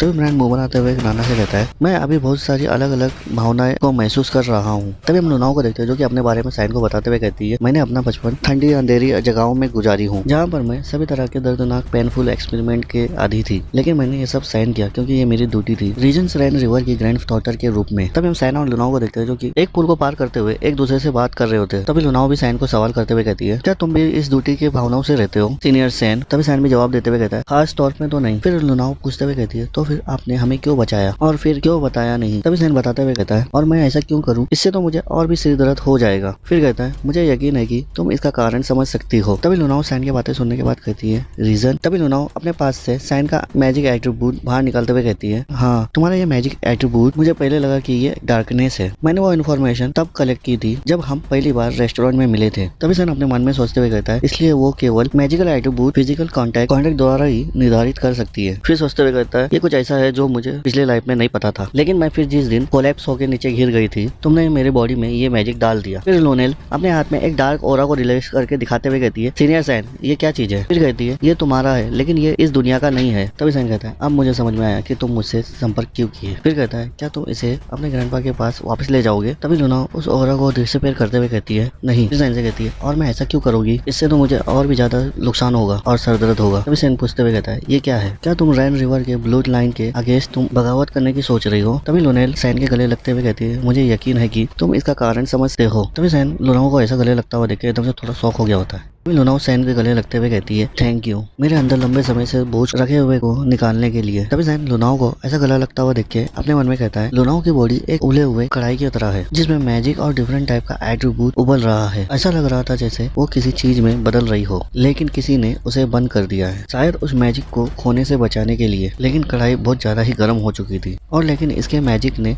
लाइफ को बुझाना शुरू कर दिया था। ऐसा कि लुनाओं की डिस्टेंस डेथ की तरफ बढ़ रही थी और मैंने बस उस ढक्कन में एक होल कर दिया क्योंकि मेरी नजर में वो किसी और की कठपुतली जैसी लग रही थी और ये मैं नहीं देख सकता। तभी सैन लुनाओं को अपने से दूर करते हुए कहता है, तुम्हारे पास मुझे थैंक्स देने के लिए कुछ भी नहीं है। फिर कहता है, अगर तुम्हारा बात पूरा हो गया है तो मैं जा रहा हूँ। मैं बस तुमसे ये रिक्वेस्ट करता हूँ कि तुम मेरा सीक्रेट किसी को नहीं बताना। मैं आप पर भरोसा कर रहा हूँ मेरी जूनियर। और जाते हुए कहता है, ओह, और तुम अपने आप को हार्डली पुश मत करो, ये तुम्हारे लिए डेंजरस हो सकता है। लुनाओ भी सैन को ऐसा जाता हुआ देख के कहती है, कितना प्यारा था। मुझे पता था सीनियर सैन वास्तव में एक अच्छे इंसान है। तभी यहाँ से सीन चेंज होकर हमें दिखाया था ग्रैंड एकेडमी में हेडमास्टर के कॉटेज में, जहाँ पर लुनाओ के ग्रैंडफादर चिल्लाते हुए कहते हैं, तुमने क्या कहा? ये बोलते हुए गुस्से से टेबल पे जोर का हाथ मारते हैं। तभी सामने वाला पर्सन बताते हुए कहता है, सौभाग्य से सर वो निर्दोष साबित हुई और उसे रिहा कर दिया गया है, लेकिन क्या हम ओसिप किंगडम के अगेंस्ट याचिका जारी करें? तभी लुनाओ के ग्रैंडफादर कहते हैं, नहीं, ये इतना बड़ा इशू नहीं है। फिर गुस्से से कहते हैं, उसे रिटर्न आने से पहले किधर रुकने की हिम्मत कैसे हुई? फिर कहते हैं, उसे ढूंढो और तुरंत मेरे पास ले आओ।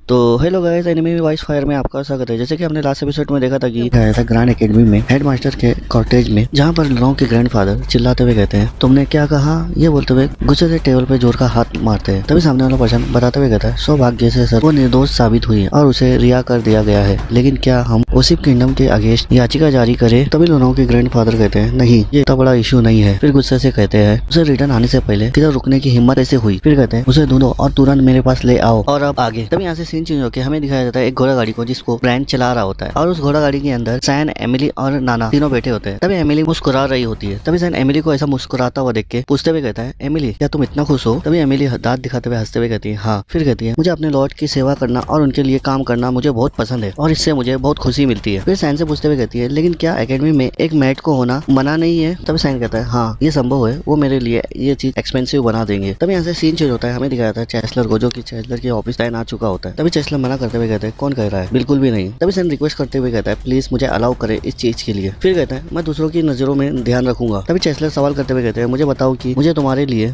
ऐसा एक्सेप्शन क्यों बनाना चाहिए? तभी सैन चैंसलर से कहता है, मैं आपसे प्रॉमिस करता हूँ कि मैं अपनी पूरी क्लास अटेंड करूंगा। तभी चैंसलर गुस्से से कहते हैं, तुमको तो पहले क्लास ही मिस नहीं करनी चाहिए था। फिर कहते हैं, और तुम मुझसे एक मैट की नहीं बल्कि 2 जन की अनुमति मांग रहे हो। फिर सैन से पूछते हुए कहते हैं, तो मुझे इस एक बात का जवाब दो, क्या उनका ब्लडी ब्लैंकेट से कोई कनेक्शन है? फिर कहते हैं, इस बात को देखते हुए इस बात पर तुम कितने अड़े हुए हैं, मुझे इस मामले में कुछ गंभीरता महसूस हो रही है। तभी सैन कहता है, मैं आपको बताऊंगा अगर आप उन्हें रहने देंगे यहाँ। फिर चैंसलर भी सैन की बातें सुनेगा, थोड़ा मुंह बनाते हुए कहते हैं, जो भी हो, जैसा चाहे वैसा करो, ऐसा नहीं है कि तुम झुकने वाले हो। तभी सैन कहता है, सच कहूँ तो मैं इस समय आपको सब कुछ नहीं बता सकता, लेकिन एक बात है, मैं आपसे निश्चित होकर बता सकता हूँ।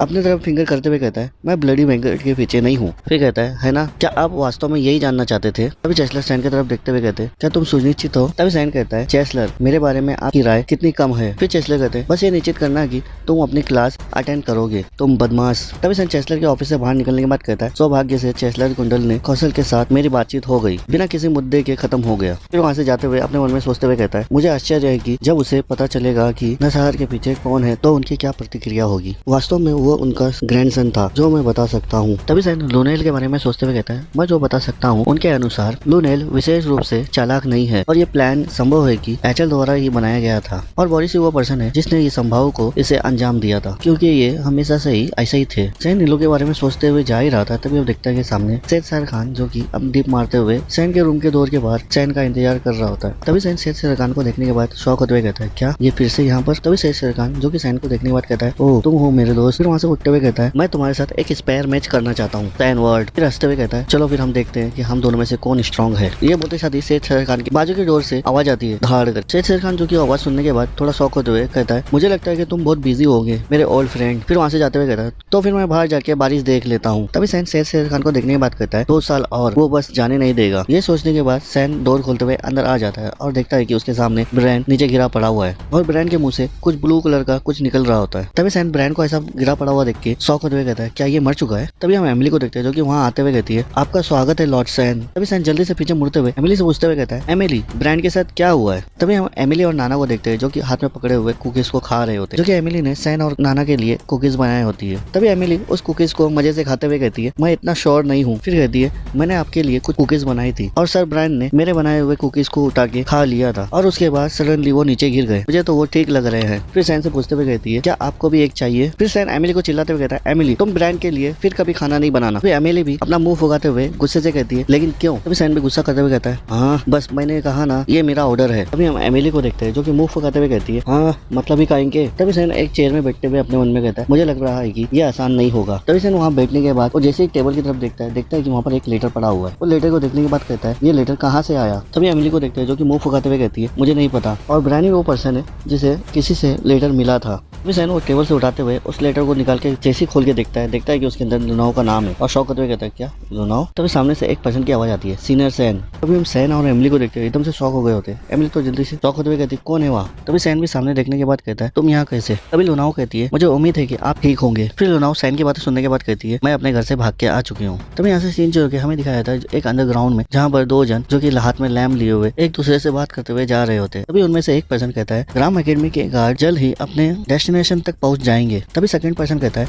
तुम चिंता मत करो, मैंने पहले ही प्रिपरेशन यानी तैयारी कर ली हूँ। तभी हम वो पहले पर्सन का फेस देखते हैं जो कि लुनाओ के ग्रैंडफादर का वो बटलर होता है। तभी वो बटलर सेकंड पर्सन से कहता है, मैं तुम्हें एक बार फिर याद दिला दूं, मैग्नेस रैन रिवर के अत्याचार को रोकने के लिए ये एकमात्र तरीका है। तभी हमें सेकंड पर्सन को दिखाया जाता है जो कि वो एक लेडी होती है जिसका नाम नैला एरोनिस होता है और वो एक रुएन एकेडमी की एक इंस्ट्रक्टर होती है। तभी लेडी नैला कहती है, निश्चित रूप से तुम्हें नहीं लगता कि मैं गिल्टी फील कर रही हूँ, है ना? तभी बटलर बताते हुए कहता है, लेकिन वो तुम्हारी एकेडमी में एक स्टूडेंट है। तभी लेडी नैला कहती है, ओह तो मेरी स्टूडेंट? हाँ। फिर एक हंसी हंसते हुए कहती है, नहीं मैं इतना मूर्ख भी नहीं हूँ कि मैं ऐसे मास्टरों के लिए सिंपैथी फील करूँ। तभी बटलर सुनने के बाद कहता है, तो ये एक राहत की बात है। तभी लेडी नैला वहाँ से जाते हुए कहती है, तो अब मैं मिलन स्थान पर जा रही हूँ। फिर कहती है, मेरे सहकर्मियों को अब तक तो लुनाओ से मिल जाना चाहिए था। तभी ऑनवेन भी वहाँ से जाते हुए कहता है, ग्राम किंगडम की जय हो। तभी ऐसे सीन चेंज होता है, हमें दिखाया जाता है सैन को जो कि लुनाओ का हाथ पकड़ते हुए खींचते हुए बाहर की तरफ लेके जा रहा होता है। तभी पीछे से एमिली गुस्से से चिल्लाते हुए कहती है, माय लॉर्ड। तभी हम लुनाओ को देखते हैं जो कि सैन को ऐसे गुस्से से अपना हाथ पकड़ते खींचते हुए लेके जाते हुए देख के और शर्माते हुए कहती है, ओ माय गॉड, आप कितने कठोर पर्सन हो सीनियर सैन, आप तो मुझे जबरदस्ती यहाँ से खींचते हुए बाहर की तरफ लेके जा रहे हो। तभी सैन लुनाओ को बाहर लाने के बाद एक टेबल में बैठकर चाय पीते हुए सैन जो कि लुनाओ से सवाल करते हुए कहता है, मेरे रूम के डोर के बाहर एक बेरियल स्पेल कास्ट किया हुआ रहना चाहिए था और तुमने इसे कैसे हटाया? तभी लुनाओ अपने हाथ में मैजिक बताते हुए कहती है, मैंने अपने मैजिक को उस बेरियल में डालकर उसको एनालाइजर किया और फिर मैंने बेरियल को रिमूव करने के लिए एक स्पेल पढ़ा। फिर अपने हाथ के मैजिक को दिखाते हुए कहती है, ये कितना दिलचस्प है ना? तभी सैन अपने मन में सोचते हुए कहता है, उसकी नई टेक्निक को अप्लाई करने की एबिलिटी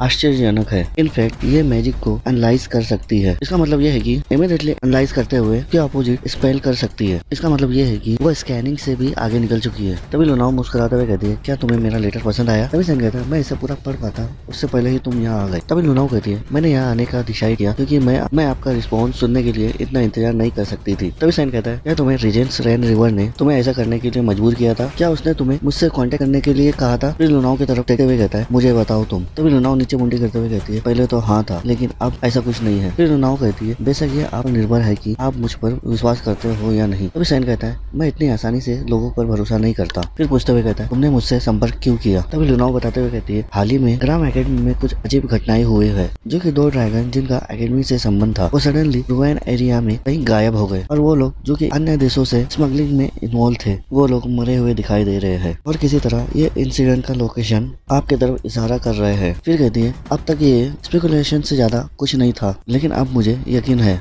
तभी सैन अपने मन में हंसते हुए कहता है, मैं हैरान हूँ कि ये ड्रैगन ग्राम एकेडमी से जुड़े हुए थे। तभी सैन लुनाओ से कहता है, हाँ ठीक है, और जब तुम श्योर हो चुकी हो तो तुम क्या करने जा रहे हो? तभी लुनाओ कहती है, मैं जल्द ही मरने वाली हूँ। तभी सैन ये सुनने के बाद एकदम फ्रीज हो गया होता है। तभी लुनाओ आगे बताते हुए कहती है, तुमने हाल ही में मेरी मदद की होगी। फिर कहती है, लेकिन मैं अपने बॉडी को किसी और से बेहतर जानती हूँ, ये पहले से ही रिपेयर से परे डैमेज हो चुका है और मेरे पास शायद से 3 साल है ज्यादा से ज्यादा, और इसके लिए आपका बहुत बहुत शुक्रिया सीनियर सैन। तभी सैन सीरियस होते हुए लुनाओ को देखते हुए कहता है, मुझे विश्वास नहीं हो रहा है, तुम इसके बारे में इतना शांत क्यों कैसे हो सकते हो? फिर कहता है, क्या तुमको यकीन है कि तुम पागल नहीं होने लगे हो? तभी लुनाओ हंसते हुए कहती है, काश ऐसा होता। तभी सैन भी सीरियस होते हुए अपने मन में कहता है, एक जूनियर के लिए ये कितना सिर दर्द है। तभी सैन सीरियस होते हुए उस जगह से उठते हुए कहता है, तुम भूल जाओ, इसका मुझसे कोई लेना देना नहीं है और तुम घर चले जाओ। तभी लुनाओ भी पूछते हुए कहती है क्या तुम जा रहे हो? वहाँ से मुड़कर जाते हुए कहता है हाँ, मुझे पेचीदा मामले में इन्वॉल्व होना और उलझना पसंद नहीं है। तभी हम लुनाओ को देखते हैं जो कि अपने हाथ हिलाते हुए मुस्कुरा रही होती है और कहती है बहुत अच्छा, हम अगली बार मिलेंगे सीनियर सैन। तभी सैन बाहर निकलते हुए कहती है सच अ जेंटलमैन, क्या तुम उसे वाकई ऐसे ही छोड़ देना चाहते हो? तभी सैन अपने मन में सोचते हुए कहता है अभी के लिए उसे अकेला छोड़ देना ही बेहतर होगा, क्योंकि ग्राम एकेडमी के लोग घात लगा के बैठे थे। तभी हम लुनाओ की तरफ दिखाया जाता है जहाँ पर ग्राम एकेडमी के लोग उसे चारों तरफ घेर लिए होते हैं। तभी लुनाओ कहती है और मुझे लगा कि मैंने चुपके से निकलकर अच्छा काम किया हूँ करके। फिर कहती है तुम यहाँ बहुत जल्दी ही पहुँच आए हो है ना? तभी लेडी लेना जो कि लुनाओ से गुस्से से कहती है लेडी लेना चलो हमारे साथ, हमारे लॉर्ड रीजन आपका इंतजार कर रहे हैं। तो गाइस ये बोलने के साथ ये एपिसोड खत्म होता है। मिलते हैं नेक्स्ट एपिसोड में, तब तक के लिए बाय। तो hello guys, anime voice Fire में आपका स्वागत है। जैसे कि हमने लास्ट एपिसोड में देखा था रही होती है और कहती है बहुत अच्छा, हम अगली बार मिलेंगे सीनियर सैन। तभी सैन बाहर निकलते हुए कहती है सच अ जेंटलमैन, क्या तुम उसे वाकई ऐसे ही छोड़ देना चाहते हो? तभी सैन अपने मन में सोचते हुए कहता है अभी के लिए उसे अकेला छोड़ देना ही बेहतर होगा, क्योंकि ग्राम एकेडमी के लोग घात लगा के बैठे थे। तभी हम लुनाओ की तरफ दिखाया जाता है जहाँ पर ग्राम एकेडमी के लोग उसे चारों तरफ घेर लिए होते हैं। तभी लुनाओ कहती है और मुझे लगा कि मैंने चुपके से निकलकर अच्छा काम किया हूँ करके। फिर कहती है तुम यहाँ बहुत जल्दी ही पहुँच आए हो है ना? तभी लेडी लेना जो कि लुनाओ से गुस्से कहती है लेडी लिनाओ चलो हमारे साथ, हमारे लॉर्ड रीजन आपका इंतजार कर रहे हैं। तभी हम लुनाओ को देखते हैं जो कि वो लेडी की बातें सुनकर उसी की तरफ देख रही होती है। तभी वो लेडी लुनाओ से पूछते हुए कहती है क्या कुछ गड़बड़ है माय लेडी? तभी लुनाओ कहती है मुझे हमेशा लेने आने वाला पर्सन विक्टर ही होता था। तभी लुनाओ माफी मांगते हुए कहती है मुझे माफ करना, लेकिन आप किस डिवीजन से बिलोंग करते हो? तभी वो लेडी बहाना बनाते हुए कहती है हाँ, लॉर्ड विक्टर इस समय बहुत बिजी है तो हम उनकी ओर से यहाँ आए हैं और हम सिक्योरिटी डिवीजन से आए हैं। तभी हम लुनाओ को देखते हैं, ये सुनते ही उसके चेहरे में हल्की सी एक स्माइल आ जाती है। फिर लुनाओ कहती है तुम झूठ बोल रहे हो। तभी लुनाओ बताते हुए कहती है विक्टर नाम का कोई पर्सन है ही नहीं। ये बोलते साथ ही लुनाओ एक स्पेल पढ़ते हुए कहती है वाइन और वो लोगों पे अटैक कर देती है। तभी उनमें से एक पर्सन चिल्लाते हुए कहता है वो भाग रही है, उसे पकड़ो। तभी लुनाओ वहाँ से भागते हुए अपने मन में कहती है क्या वो लोग किसी समुदाय से है? फिर कहती है ये जो भी हो मुझे यहाँ से भागना होगा। लुनाओ ये सब सोचते हुए वहाँ से भाग ही रही होती है। तभी हम देखते हैं उसके सामने एक पर्सन आते हुए लुनाओ के सर पे हाथ रखते हुए एक स्पेल पढ़ते हुए कहता है स्लीप कैच। तभी हम देखते हैं लुनाओ को जो कि वो एकदम से स्टॉक हो जाती है। तभी वो पर्सन अपना हाथ हटाते हुए कहता है हाँ, मुझे पता था कि ये इतना आसान नहीं होगा, लेकिन उसने हमें बहुत जल्द ही पहचान लिया होगा। ये बोलते हुए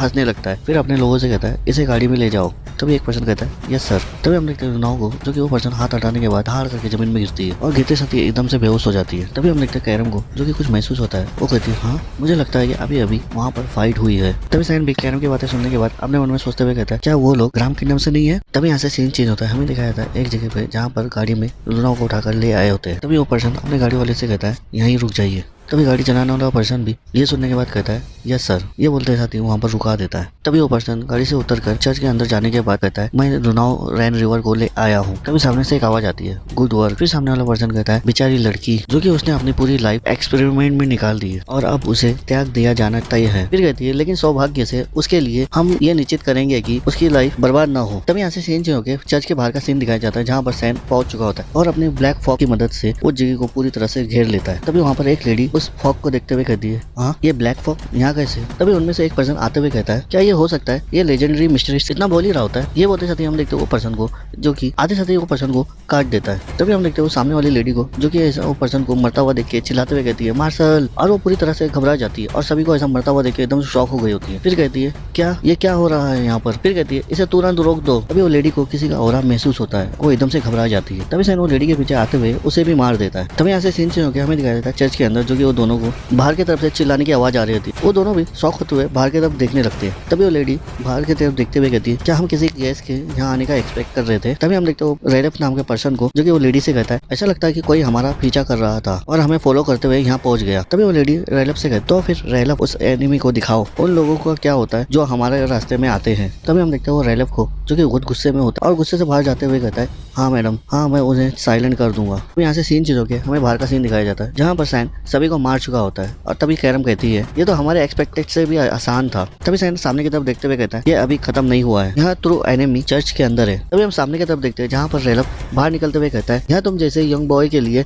ये इम्प्रेसिव होगा है ना? फिर कहता है क्या तुम अकेले हो? तभी सैन कहता है मैं सेंस कर सकता हूँ कि तुम यहाँ पर अकेले नहीं हो। तभी सैन वो पर्सन को देखते हुए अपने मन में कहता है ये सेम टू सेम लुनाओ जैसा है। फिर सोचते हुए कहता है नहीं तो कम स्टेबल है। तभी हम रेलफ को देखते हैं जो कि अपना पंच बनाते हुए गुस्से से सैन की तरफ बढ़ जाता है और कहता है मुझे किसी असिस्टेंट की जरूरत नहीं है, स्पेशली तुम्हारे जैसे बच्चे के खिलाफ। तभी सैन भी रेलफ रैलेफ को अपनी तरफ आता हुआ देख के वो भी फाइट के लिए तैयार होता है। फिर थोड़ी देर बाद वो लेडी बाहर निकलते हुए कहती है, रैलेफ क्या तुमने इस चीज को खत्म कर दिया? ये बोलते हुए जैसे ही सामने की तरफ दिखती है एकदम से फ्रीज हो जाती है और कहती है ये तो अनएक्सपेक्टेड है। तभी हम देखते हैं सामने की तरफ जो कि रैलेफ हार चुका होता है और अपने घुटनों में होता है और धाड़ करके जमीन में गिरता है और सैन से बहुत बुरी तरह से पीट चुका होता है और उसके कपड़े भी पूरा फट चुके होते हैं। तभी सैन वो लेडी से पूछते हुए कहता है, क्या तुम आखिरी हो और तुमको लुनाओ क्यों चाहिए? तभी हम वो लेडी को देखते हैं जो कि एक अटैक करते हुए कहती है, ओ माय, क्या तुम्हें ये नहीं पता लड़कियों को ज्यादा बोलने वाले आदमी पसंद नहीं है? तुम्हें तो रियल में बेहतर पता होना चाहिए था ये सब। तभी सैन वो अटैक को देखते हुए कहता है, ये तो डिफरेंट टाइप के एट्रीब्यूट को कंबाइंड मैजिक में जोड़ रही है। फिर हैरान होते हुए कहता है, ये वैसा ही है जैसा मैंने अनुमान लगाया था और ये लुनाओ की तरह ही सिमिलर है। फिर वो लेडी सैन की तरफ अटैक करते हुए कहती है, थंडर फ्लेम। तभी हम सैन को देखते हैं जो कि उस अटैक को ब्लॉक करते हुए अपने मन में सोचते हुए कहता है, मेरे पास इस चीज के लिए बहुत से सवाल है।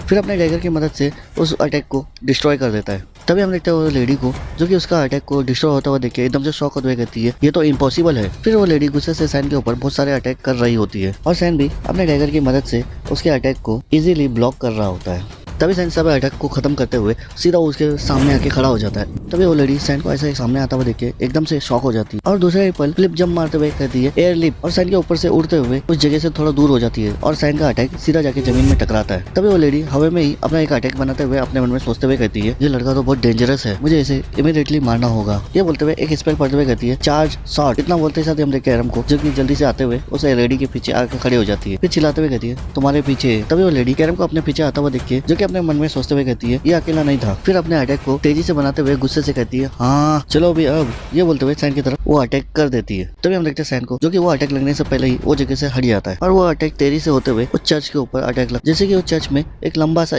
होल बन जाता है, जैसे कि चर्च का बीच का हिस्सा टूट जाता है। तभी हम सैन को देखते हैं जो कि वो अटैक के बारे में सोचते हुए कहते हैं, ये निश्चित रूप से मैजिक की एक फॉरबिडन अमाउंट है। तभी हम वो लेडी को देखते हैं जो कि कैरम उसे पकड़ ली होती है। तभी वो लेडी चिल्लाते हुए कहती है, हाँ मैंने कहा ना मुझे जाने दो। तभी कैरम उस लेडी को ऐसा स्ट्रगल करता हुआ देख के कहती है, ऐसा स्ट्रगल मत करो और कोई भी इंसान इस फॉक्स से बने हुए चेन को कोई नहीं तोड़ सकता। तभी सैन वहाँ पर आते हुए उस लेडी से पूछते हुए कहता है, तुम्हें लुनाओ को किडनैप करने के लिए किसने ऑर्डर दिया था और तुम जैसे लोग और कितने हैं? तभी हम देखते हैं वो लेडी को जो कि कीकी करके हंसते हुए कहती है, तुम कितने इंटरेस्टिंग लड़के हो, तुम जल्दी ही सीख जाओगे क्योंकि हम तुम्हें ढूंढ लेंगे। फिर मैं तुम्हें हेल में देखने की चाहत रखती हूँ। तभी कैरम कहती है, तुम्हारे रिएक्शन को ऐसा देखते हुए मुझे लगता है कि तुम्हारा हार्ट एकदम क्रूर है। तभी सैन कहता है, वह आर्टिफैक्ट जो किसी पर्सन के हार्ट में मैजिक रखती हो, इसके सर्कुलेशन को रोकना और उसकी बॉडी को जमा होने का कारण बनाना। तभी वो लेडी भी सैन की बातें सुनने के बाद शौक होते हुए कहती है, हाँ। तभी कैरम भी हंसते हुए कहती है, मुझे लगता है कि लुनाओ के बॉडी में भी वही है।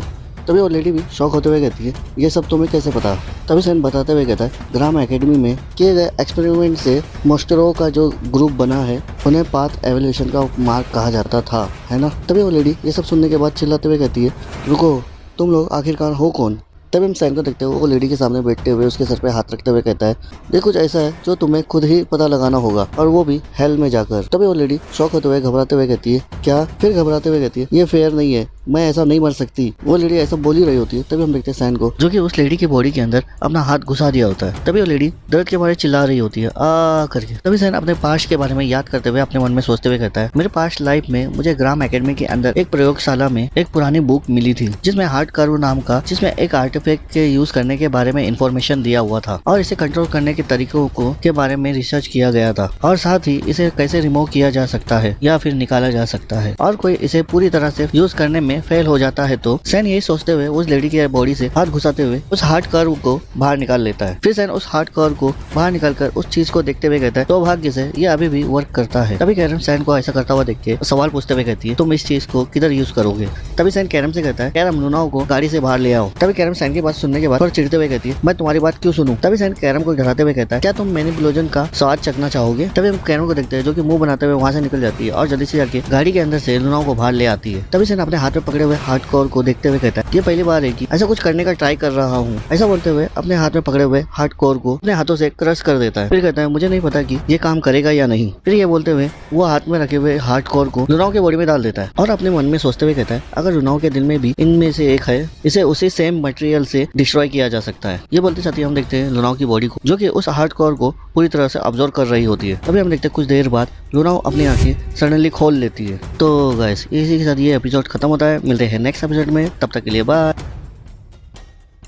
तो hello guys, Enemy Voice Fire में आपका स्वागत है। जैसे कि हमने लास्ट एपिसोड में देखा था, सैन जो कि अपने हाथ में पकड़े हुए हार्ड कोर को अपने हाथों से क्रश कर देता है। फिर कहता है मुझे नहीं पता कि ये काम करेगा या नहीं। फिर ये बोलते हुए वो हाथ में रखे हुए हार्ड कोर को लुनाओ के बॉडी में डाल देता है और अपने मन में सोचते हुए कहता है अगर लुनाओ के दिल में भी इनमें से एक है, इसे उसी सेम मटेरियल से डिस्ट्रॉय किया जा सकता है। ये बोलते साथ ही हम देखते हैं लुनाओ की बॉडी को जो कि उस हार्ड कोर को पूरी तरह से ऑब्जर्व कर रही होती है। और अब आगे अभी यहाँ से सीन चेंज होकर हमें दिखाया जाता है ग्रैंड एकेडमी में, जहाँ पर लुनाओ अपने आंखें खोलते हुए कहती है ये कैसा एहसास है, मुझे बहुत ही हल्का महसूस हो रहा है। ऐसा लग रहा है जैसे मेरे सीने से कोई भारी बोझ उतर गया है और मैं सीनियर सैन को क्यों फील कर पा रही हूँ, और वो भी पहले से भी ज्यादा। तब यहाँ से सीन चेंज होता है, हमें दिखाया था ग्राम एकेडमी से दूर सैन और कैरम को जो कि दूर से खड़ते हुए देख रहे होते हैं ग्राम एकेडमी की तरफ। तभी कैरम सैन से सवाल करते हुए कहती है तुम क्या सोच रहे हो सैन। तभी सैन कहता है सोचा था कि शायद वो मेरे बाद में काम आ जाएगी और उसे यूं ही मरने देना बेकार होगा। तभी कैरम कहती है जहाँ तक मैं देख रही हूँ ऐसा लग रहा है कि तुम दूसरे की मदद करने में अपनी एनर्जी बर्बाद कर रहे हो। क्या होगा अगर वो तुम्हें किसी दिन धोखा दे दे। तभी सैन एक हल्की सी स्माइल करते हुए कहता है कैरम तुम्हें तो वो एक बात करने वाला पर्सन होना चाहिए था। तभी कैरम कहती है मैं सिर्फ तुम्हें केयरफुल होने के लिए कह रही हूँ क्योंकि एक दिन तुम्हारी बॉडी मेरी होगी। तभी सैन वहाँ से उठकर जाते हुए कहता है ठीक है चलो यहाँ से चलते हैं और यहाँ ज्यादा देर तक रहने से हमें कुछ हासिल नहीं होगा। तभी यहाँ से सीन चेंज होकर हमें दिखाया जाता है ग्रैंड एकेडमी के अंदर, जहाँ पर लुनाओ के ग्रैंडपा टेबल पे हाथ मारते हुए कहते हैं तुम्हारे किडनैप के बाद से तुम्हें कुछ भी याद नहीं और तुम्हें बस इतना याद है कि कोई तुम्हें यहाँ ले आया था। फिर लुनाओ को देखते हैं जो कि अपना सिर हिलाते हुए कहती है हाँ ग्रैंडपा, और मुझे कुछ याद नहीं है। तब हम लुनाओ के ग्रैंडफादर को देखते हैं जो कि गुस्से में अपना टेबल पे हाथ मारते हुए कहते हैं क्या तुम उम्मीद कर रही होगी मैं इस बात पर विश्वास कर लूं? तुम निश्चित रूप से निश्चित लग रहे हो जब पूरा राज्य उस ब्लड बैंकेट के कारण डिस्टर्ब हो गया है। तभी हम देखते हैं वो बटलर को जो कि माफी मांगते हुए कहता है मुझे माफ कर दीजिए लॉर्ड रीजन, मुझे उसे घर ले आने में और जल्दी करनी चाहिए थी। तभी लॉर्ड रीजन अपने कुर्सी से उठते हुए वहाँ से आते हुए कहते तुम क्या कर सकते थे जब ये बेशरम लड़की अपने ही मनमानी कर रही थी। तभी वो बटलर अपना सर झुकाते हुए माफी मांगते हुए कहता है थैंक यू माई लॉर्ड। तभी लॉर्ड रीजन बटलर से कहते हैं मुझे पता है कि मेरी ग्रैंड डॉटर तुम्हें हमेशा परेशान करती रहती है। ये बोलते हुए बटलर के पास आ जाते हैं और बटलर के कंधे पे हाथ रखते हुए उसी की तरफ देख रहे होते हैं। तभी वो बटलर घबराते हुए कहता है माई लॉर्ड मैं सिंपली ड्यूटी कर रहा हूँ आपके लिए। तभी लॉर्ड रीजन कहते हैं हाँ तुमने अब तक बहुत अच्छा काम किया है। ये बोलते हैं हम देखते हैं बटलर के कंधे पे जो लॉर्ड रीजन ने जो कि बटलर के कंधे पे हाथ रखे हुए वो हाथ फायर में बदल चुका होता है और बटलर भी एकदम घबराते हुए जैसे ही देखता है घबराते हुए कहता है लॉर्ड हेडमास्टर। तभी हम देखते हैं लॉर्ड रीजन को जो कि बहुत गुस्से में होता है और बटलर को देखते हुए गुस्से में कहते हैं मुझे पता था कि तुम मुझे बहुत पहले से ही धोखा दे रहे, लेकिन क्या तुम्हें सच में विश्वास था कि तुम मेरी ग्रैंड डॉटर को नुकसान पहुंचाने के बाद इतनी आसानी से बचकर बाहर निकल सकते हो। तभी बटलर घबराते हुए कहता है माय लॉर्ड आपको कुछ मिसअंडरस्टैंडिंग हो चुकी है, प्लीज मुझे इसे एक्सप्लेन करने का मौका दीजिए। तभी लॉर्ड रीजन गुस्से से कहते हैं तुम चुप रहो, तुम्हारे अंदर से मुझे घिन आ रही है। ये बोलते हुए वो बटलर की बॉडी को पूरी तरह से फायर में जला देते हैं। तभी हम लुनाओ को देखते हैं जो कि घबराते हुए अपने मुंह में हाथ रखते हुए कहती है कैसे तुम इतना क्रूर हो सकते हो। तभी लॉर्ड रीजन लुनाओ को बताते हुए कहते हैं ये भी तुम्हारे किडनैप करने वालों में से एक था। फिर लुनाओ से पूछते हुए कहते हैं तुमने सैन के बारे में क्या सीखा। तभी लुनाओ भी अपने मन में सोचते हुए कहती है वो पूछ रहे हैं जबकि उन्हें सब कुछ पता है। फिर लुनाओ अपने ग्रैंडफादर से कहती है मैंने कुछ भी जरूरी नहीं सीखा, और अपने मन में सोचते हुए कहती है वो मेरा बोला हुआ झूठ नहीं मानेंगे। तभी लॉर्ड रीजन लुनाओ की तरफ आते हुए कहते हैं तुम्हारा ये कहने का क्या मतलब है। तभी लुनाओ फिर से कहती है मैं रिटर्न इसलिए लेट आई क्योंकि मैं उसे दोबारा मिलना चाहती थी, क्योंकि हमारी पहली मुलाकात में कुछ भी सीखने में मैं फेल हो गई। तभी लॉर्ड रीजन लुनाओ के कंधे पे हाथ रखते हुए कहते हैं ये वो जवाब नहीं है जिसकी मुझे तलाश है लुनाओ। फिर लुनाओ से गुस्से से कहते हैं लुनाओ मुझे बताओ कि वो लड़का क्या छुपा रहा है। वो एक वर्ड फैमिली से है जो कि जरूर कुछ छुपा रहा होगा या कम से कम कोई उसकी मदद कर रहा होगा। तभी लुनाओ बताते हुए कहती है उसके पास बस एक आम सी एक मेड है और उसके रखवाली के लिए एक गार्ड नाइट है। फिर कहती है उसका हमारे इस इंसिडेंट से कुछ लेना देना नहीं है। फिर अपने ग्रैंडफादर की तरफ देखते हुए कहती है ग्रैंडफादर तुम उसके बारे में इतना चिंता क्यों कर रहे हो। तभी लुनाओ के ग्रैंडफादर जो कि लुनाओ को पकड़ते हुए उसके तरफ देखते हुए कहते हैं तुम ज्यादा ही सवाल पूछना सीख गए हो, मुझे लगता है तुम्हारे और उसके बीच जरूर कुछ है और तुम रेन रिवर में पैदा हुए हो, तुम्हें ज्यादा सवाल पूछने से बचना चाहिए। अगर मैं तुम्हें सांस लेने के लिए कहूँ तो तुम बस वही करना, अगर तुम मेरे सवालों का जवाब नहीं दोगे तो मैं तुम्हारे लिए कुछ भी नहीं कर सकता और तुम फिलहाल के लिए अपने कमरे में बंद रहोगे। ये बोलते हुए वहाँ से चले जाते हैं। तभी हम देखते हैं लुनाओ को जो कि चलते हुए बटलर की बॉडी के पास आगे खड़ी हो जाती है और उस बॉडी को जलता हुआ देख के अपने मन में कहती है मैं सचमुच तंग आ चुकी हूँ रैन रिवर होने से। तभी यहाँ से सीन चेंज होकर हमें दिखाया जाता है रोयन एकेडमी को, जहाँ पर सैयद खान जो कि सैन के रूम के बाहर दीवार पर टेका लगाए हुए सैन का इंतजार कर रहा होता है और वहीं सो रहा होता है। तभी हम सैन को देखते हैं जो कि वहाँ आते हुए जैसे ही सैयद खान को देखता है एक कोने में छुप जाता है और उसे देखते हुए कहता है क्या ये मुसीबत है। फिर कहता है क्या उसे क्लास में नहीं होना चाहिए था। फिर कहता है उफ मुझे बाद में वापस आना होगा। ये बोलते हुए वहाँ से सीढ़ी उतर कर जा रहा होता है। तभी हम देखते हैं सामने से कुछ स्टूडेंट आपस में बात कर रहे होते हैं। तभी उनमें से एक लेडी पूछते हुए कहती है क्या सच में। तभी वो स्टूडेंट बताते हुए कहता है हाँ तो सभी क्लास बंद कर दी गई है। सैन भी उन लोग की बातें सुनते हुए उन लोग की तरफ ही बढ़ रहा होता है। तभी उनमें से तीसरी लेडी जो कि बताते हुए कहती है वो लोग उसे अभी तक ढूंढ नहीं पाए हैं और मैं इसी बात पर चिंतित हूँ। तभी उनमें से फर्स्ट लेडी कहती है मुझे उम्मीद है कि वो ठीक होगी। तभी सैन भी उन लोगों की बातें सुनने के बाद अपने मन में कहता है क्या शायद कोई गायब हो गया है। मैंने सुना हो कि इंस्ट्रक्टर नेला आरोनिस वो मिसिंग हो चुकी है। तभी सैन पीछे मुड़ते हुए कहता है, इंस्ट्रक्टर सरिका। तभी सरिका मैम सैन के पास आते हुए कहती है, क्या वो तुम थे? तभी सैन नर्वस होते हुए सरिका मैम से कहता है, मुझे समझ नहीं आ रहा, क्या आपका क्या कहने का मतलब है? तभी सरिका मैम सैन से पूछते हुए कहती है, तुमने उस मैजिक करने वाले इंस्ट्रक्टर को क्यों मारा? तभी सैन अपना हाथ उठाकर मना करते हुए कहता है, मैं वो नहीं था।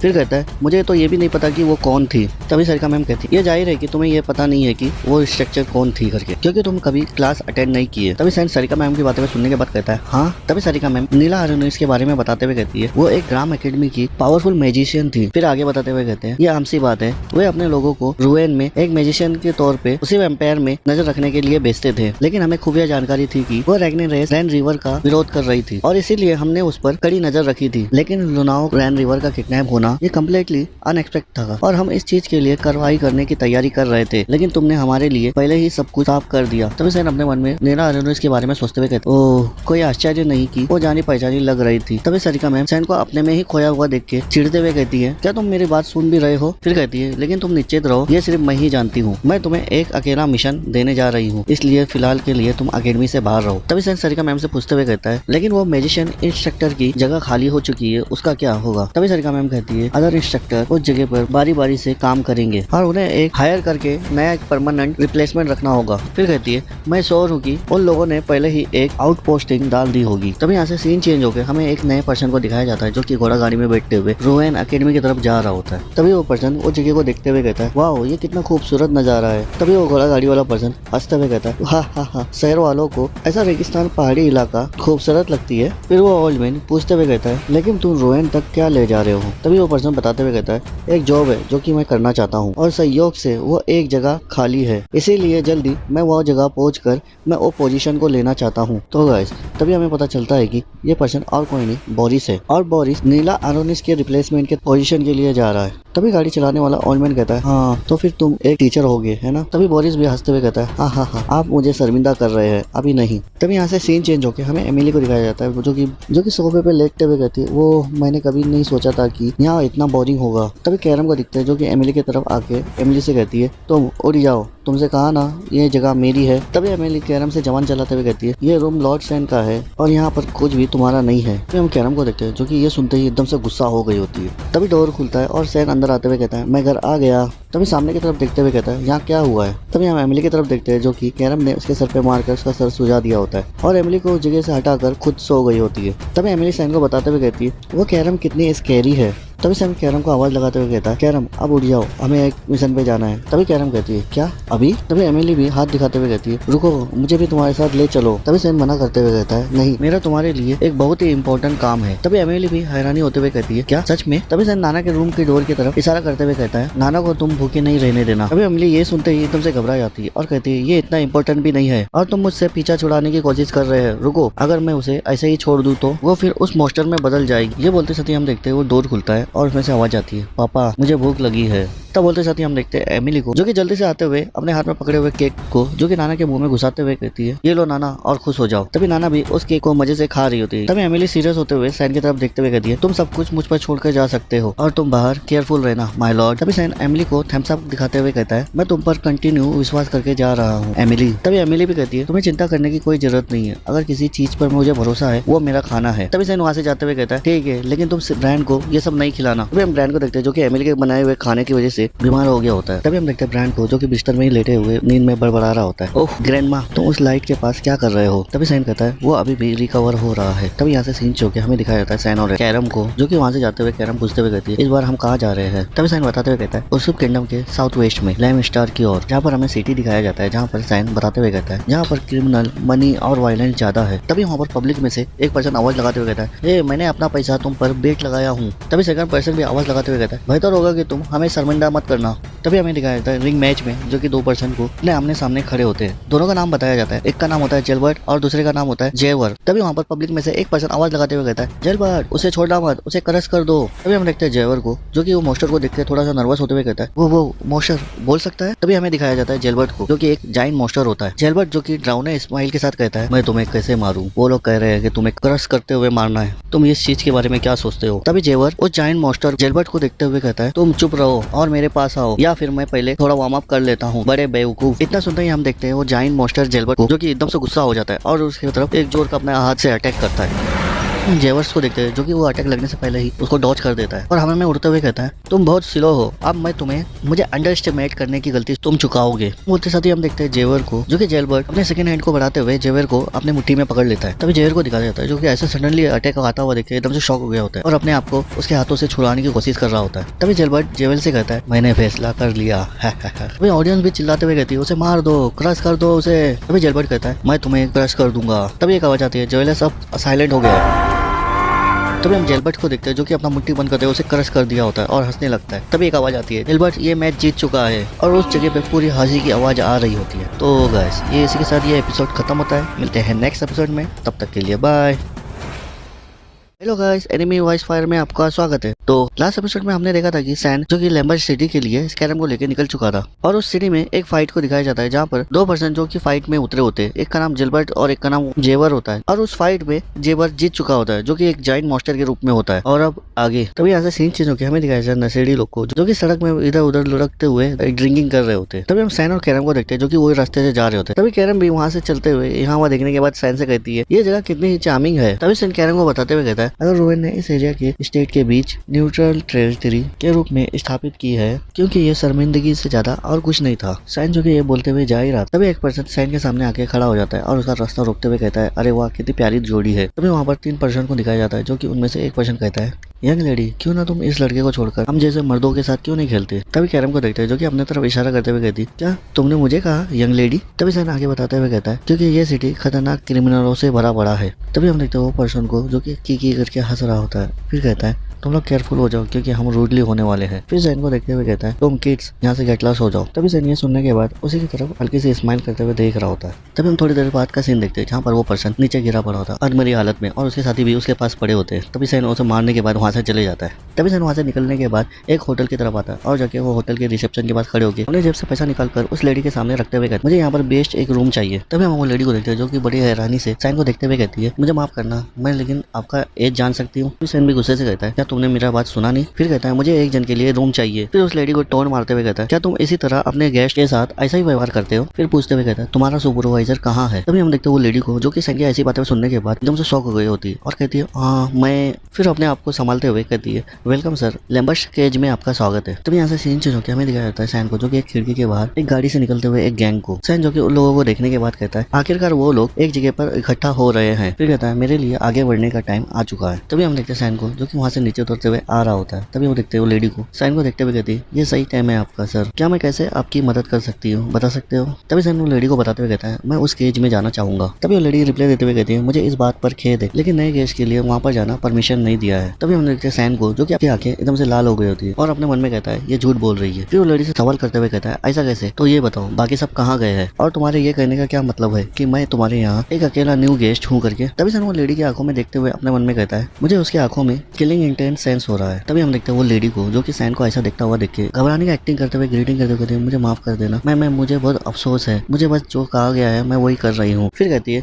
काश कोई और रास्ता होता। तभी हम सैन को देखते हैं जो कि वो लेडी को ऐसा करता हुआ देख के उसके चेहरे पे भी एक स्माइल आ जाती है और कहता है कि क्या इंटरेस्टिंग लेडी है। फिर अपना इविल इंटेंट को रिलीज करते हुए कहता है, क्या चीज है जो उसे परेशान कर रही है। ये बोलते हुए अपने पास से भी कुछ निकालने लगता है। तभी हम देखते हैं वो लेडी को जो कि जल्दी से अपने पास से 3 नाइफ निकालते हुए तेजी से बढ़ते हुए सैन की तरफ अटैक कर देती है। तभी सैन भी हंसते हुए अपने जेब से कुछ निकालते हुए अपने सामने की तरफ फेंक देता है जिससे कि तेजी से जाते हुए वो 3 नाइफ के अटैक को ब्लॉक कर देती है। तभी हम देखते हैं वो लेडी को जो कि उसके नाइफ को किसी चीज से टकराते हुए देख के वो एकदम से शॉक होते हुए कहती है, क्या ये एक गोल्ड कॉइन है। फिर अपने शॉक से बाहर आते हुए कहती है, वो क्या था। मैंने बिना सोचे समझे आगे बढ़ गई कि मुझे एक डेडली सेंस हो रहा था, क्या ये चीज इस लड़के की वजह से है। तभी हम सैन को देखते हैं जो कि अपने कपड़े को झाड़ते हुए कहता है, ओ माय, तुमने ये क्या कर दिया, तुमने इस गोल्ड कॉइन को बर्बाद कर दिया। जैसे ही वो गोल्ड कॉइन सुनती है उसको एक झटका लगता है, वो जल्दी से घबराते हुए माफी मांगते हुए कहती है, मुझे माफ कर दो सर। तभी सैन कहता है, क्या तुमने अभी अभी अपने गेस्ट कस्टमर पर नाइफ फेंक कर मारा नहीं था। तभी वो लेडी घबराते हुए कहती है, नहीं नहीं सर, मेरा ऐसा आपके ऊपर अटैक करने का ऐसा कोई इरादा नहीं था। फिर बताते हुए कहती, मैं सीरियसली थोड़ी सी परेशान थी। तभी सैन वो डैमेज गोल्ड कॉइन के सिक्के को दिखाते हुए कहता है, तुम इस चीज के बारे में क्या करना चाहते हो। तभी हम देखते हैं वो लेडी को जो कि सैन की बातें सुनकर एकदम से फ्रीज हो गई होती है और अपने मन में ही रो रही होती है। यहाँ से सीन चेंज होकर हमें दिखाया जाता है एक अंडरग्राउंड रास्ते को, जहाँ पर वो लेडी वह सैन को ले आई होती है। फिर सैन को रास्ते के बारे में बताते हुए कहती है तुम इस सीढ़ियों को फॉलो करते हुए उस केस तक पहुंच जाओगे। फिर वो लेडी अपने पास से एक स्क्वायर टाइप का चीज निकालते हुए कहती है ये एक मेडेलियन गिफ्ट है जो कि स्पेशल गेस्ट के लिए होता है। तभी सैन वो चीज को देखते हुए कहता है मैं ये चीज को कहाँ यूज कर सकता हूँ। ये बोलते हुए वो लेडी से वो गिफ्ट ले लेता है। तभी वो लेडी बताते हुए कहती है ये चीज उन लोगों के पास होता है जो गेस्ट सूट पहनकर आते हैं। जब तक ये चीज आपके पास है आपको किसी तरह का डेंजरस अनुभव नहीं होगा। फिर कहती है मुझे नहीं पता कि तुम केज में इतनी बैडली तरीके से क्यों जाना चाहते हो, लेकिन जब तक तुम्हारे पास एक से ज्यादा लाइफ ना हो मेरा सुझाव है कि तुम अपने आप को अंदर साइलेंट रखना। मैं तुम्हें अंदर जाने के लिए गुड लक कहती हूँ। तभी सैन वो लेडी को जाता हुआ देख के अपने मन में कहता है कैसी ये दखल अंदाज लेडी है। फिर सैन वो लेडी से कहता है अगर मैं गलत नहीं हूँ तो मुझे लगता है कि तुमने अभी अभी एक गेस्ट को धमकी दी है और मैं इस चीज को कभी नहीं भूलूंगा। अभी हम देखते हैं वो लेडी को सैन की बातें सुनने के बाद थोड़ा सा गुस्सा हो जाता है और गुस्से से वहाँ से जाते हुए कहती है जैसा तुम चाहो वैसा करो, अब मैं तुम्हारी चिंता नहीं करूंगी। तभी सैन कैरम से पूछते हुए कहता है अब हम क्या करें। तभी कैरम भी अपने शेडो के फार्म में आते हुए कहती है क्या तुम उस लेडी को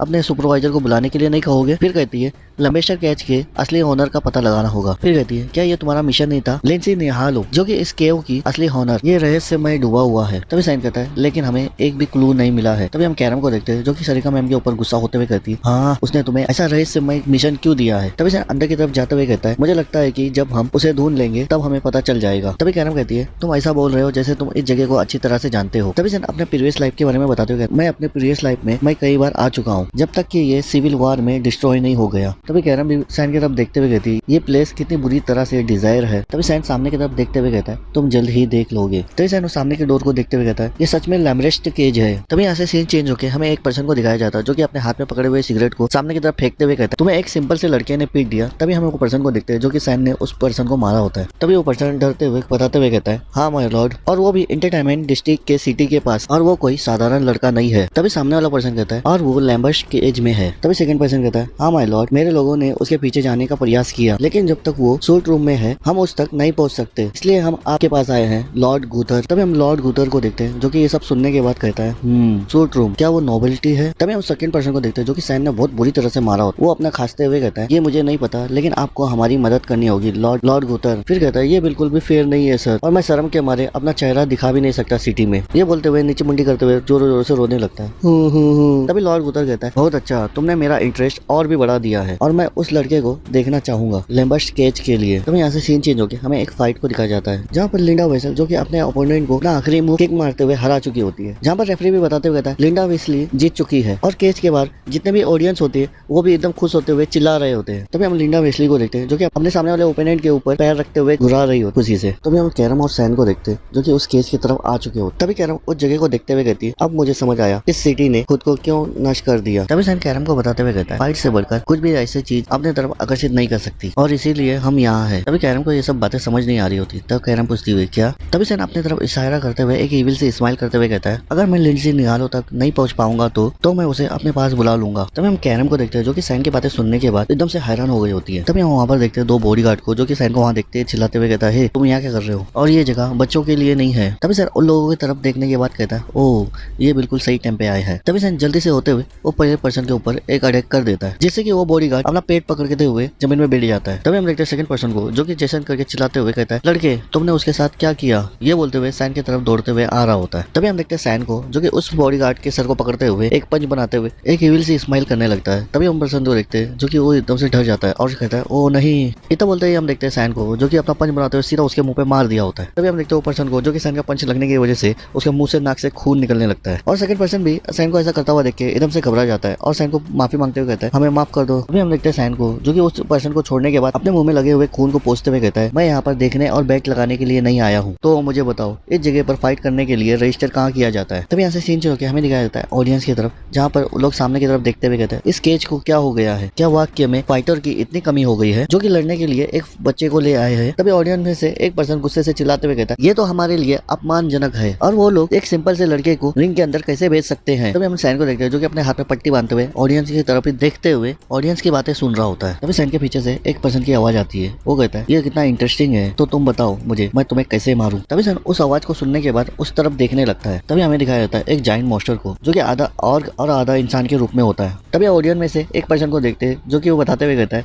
और एक बीस्ट है। फिर कहता है ये कोई फाइट नहीं, ये तो एक नरसंहार है। तभी उसके बाजू में बैठा एक पर्सन हंसते हुए कहता है इस चीज से क्या क्या फर्क पड़ता है, हमें तो यहाँ बहुत अच्छा शो दिखने वाला है। तभी फर्स्ट पर्सन वो सेकंड पर्सन को बताते हुए कहता है लेकिन उसका ओपोनेंट जेलबर्ट है और वो लोग उसे आधा मॉन्स्टर कहते हैं। तभी हम देखते हैं जेलबर्ट को जो कि एक जाइंट मॉन्स्टर के रूप में है, वो सैन को एक चींटी समझते हुए अपने फिंगर से सैन के ऊपर जैसे ही अटैक करता है, हम देखते हैं सैन को जो कि उसके फिंगर के अटैक को डॉज करते हुए ऑर्गेस की फेस की तरफ तेजी से बढ़ जाता है। तभी हम देखते हैं ऑर्गेस को जो कि सैन को ऐसा करता हुआ देखे एकदम से शॉक हो गया होता है। तभी हम देखते हैं सैन को ऑर्गेस की तरफ बढ़ते हुए अपना पंच बनाते हुए ऑर्गेस के फेस पे एक जोरदार अटैक करता है, जो कि वो पंच इतना पावरफुल होता है कि ऑर्गेस जो कि एक पंच में ही ढेर हो गया होता है और ऑर्गेस की बॉडी सीधा जमीन में जाके धाड़ करके जमीन में गिरती है। तभी हमें ऑडियंस की तरफ दिखाया जाता है जो कि ऑडियंस की आंखें फटे के पट्टी हो गई होती है और साइलेंस छा गया होता है। तभी ऑडियंस में से एक पर्सन कहता है ये तो एक इनक्रेडिबल है, क्या हमारी आंखें धोखा तो नहीं दे रही है। तभी वहाँ पर रेफरी आवाज लगाते हुए कहता है साइमन ऑफ द लिमैया जीत चुका है। तभी हम देखते हैं सैन को जो कि बड़ी एटीट्यूड में रिंग में खड़ा होता है। तो गाइस ये बोलते साथ ये एपिसोड खत्म होता है, मिलते हैं नेक्स्ट एपिसोड में, तब तक के लिए बाय।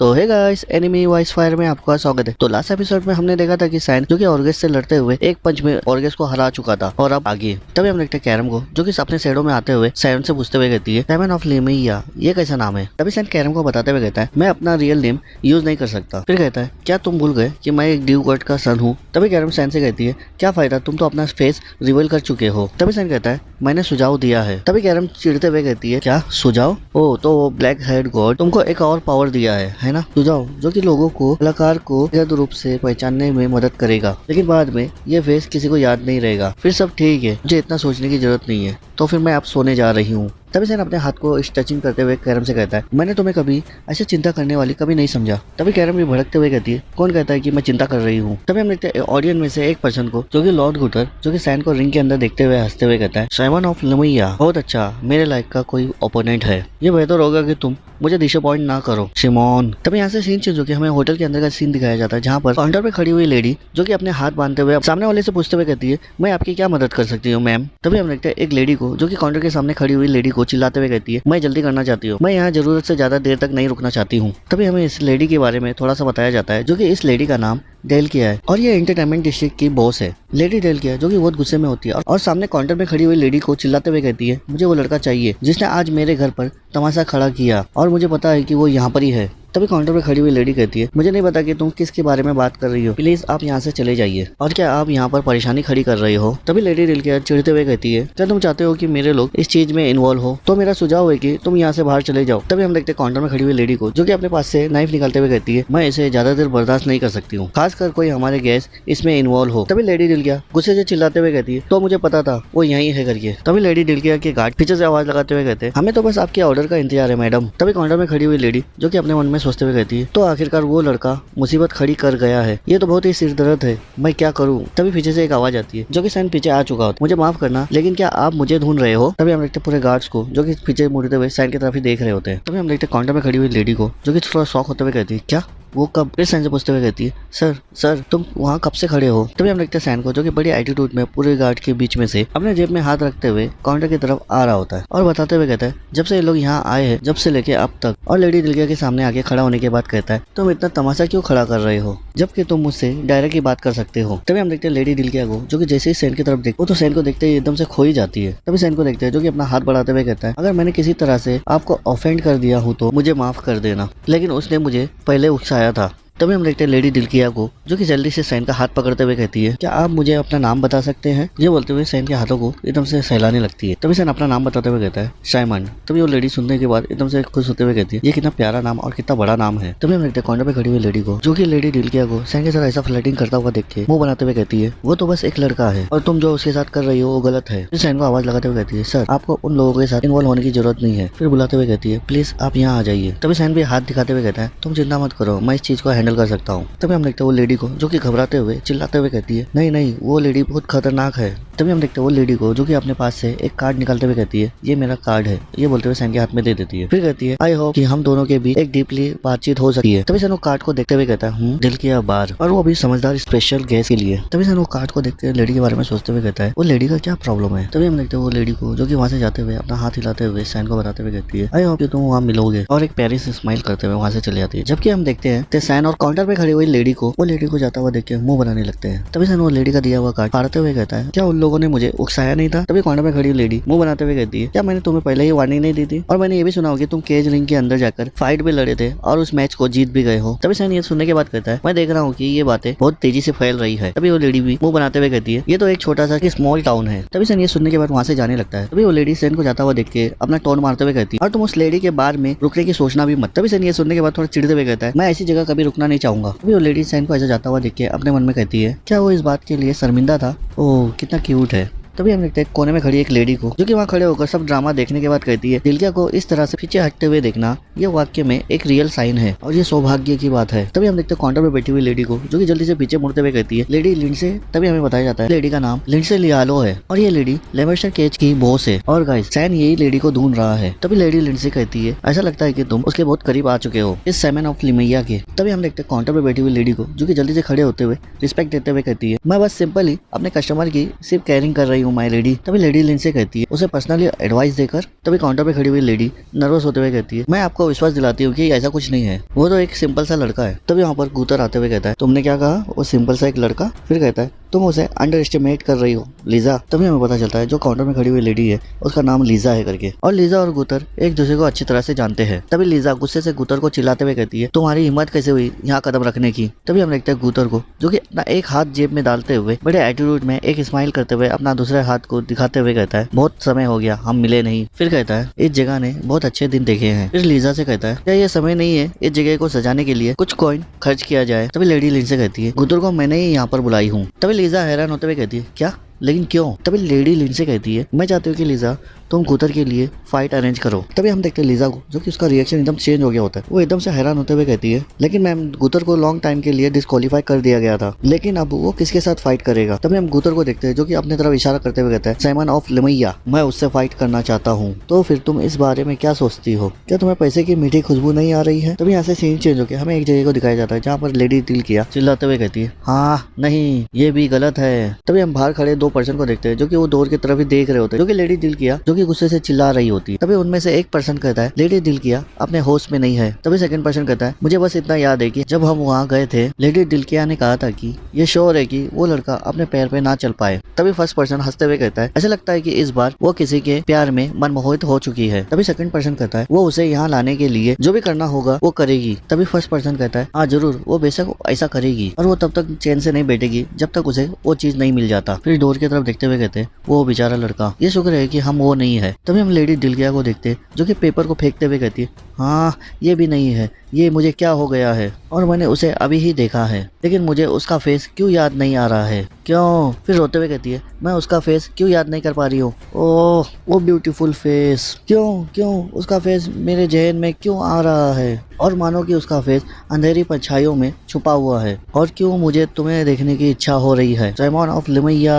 तभी यहाँ से सीन जो कि हमें रात का समय दिखाया जाता है, जहाँ पर सैन बाहर निकला होता है और दिल के बाहर के बारे में सोचते हुए कहता है, जहाँ पर अल्कोहल, वुमेन और गैम्बलिंग होता है और ये जगह लैम्बर्टन का एंटरटेनमेंट डिस्ट्रिक्ट है। फिर इस जगह को देखते हुए कहता है, मैं निश्चित रूप से उस जगह नहीं जाऊंगा और मुझे लगता है कि उस लेडी दिलकिया के बारे में कुछ तो गड़बड़ है। तभी हम देखते हैं वो लेडी दिलकिया को, जो कि सैमन का हाथ पकड़ते हुए कहती है, ओ माय लॉर्ड सिमोन। और उसके बारे में ये भी रूमर अफवाह है कि उसकी पसंद बहुत अजीब होती है और वो जो चाहती है वो उसे पाने के लिए हद पार कर देती है। फिर सैन वहाँ से मुड़ते हुए तेजी से जाते हुए कहता है, मैं लेडी लिंडसे पर अपनी इन्वेस्टिगेशन फिर और करना चाहूंगा। सैन ये बोलते हुए जैसे ही जा रहा होता है, तभी हम देखते हैं एक छोटी सी लड़की को, जो कि सैन उसी को टकरा जाता है और बच्चे के हाथ में सिगरेट से भरा हुआ बॉल नीचे गिर जाता है। तभी बच्ची नीचे गिरते हुए कहती है, ओ नहीं। तभी सैन वो बच्ची से पूछते हुए कहता है, क्या तुम ठीक हो? तभी वो बच्ची भी डरते हुए घबराते हुए कहती है, मुझे माफ कर देना माय लॉर्ड। तभी हम सैन को देखते हैं, जो कि मुंह बनाते हुए कहता है, तुम मुझसे माफी क्यों मांग रही हो? तभी सैन वो बच्चे के हाथ से नीचे गिरा हुआ पैकेट को उठाते हुए कहता है, क्या सिगरेट? तभी सैन सिगरेट के पैकेट को जमा कर एक बॉल में रखते हुए वो बच्ची से पूछते हुए कहता है, क्या तुम्हें कहीं चोट तो नहीं लगी ना? फिर कहता है, दरअसल मुझे माफी मांगनी चाहिए तुमसे। तभी वो बच्ची रिप्लाई देते हुए कहती है, माय लॉर्ड मैं बिल्कुल ठीक हूँ। फिर जमीन में सर झुकाते हुए कहती है, मैं बहुत ग्रेटफुल हूँ आपकी ऐसी उदारता पर माय लॉर्ड। तभी सैन वो बच्ची को ऐसा करता हुआ देख के चिल्लाते हुए कहता है, ऐसा मत करो। तभी सैन वो सिगरेट के बॉल को वो बच्ची को देते हुए कहता है ये सिगरेट के पैकेट तुम्हारे पास बहुत है,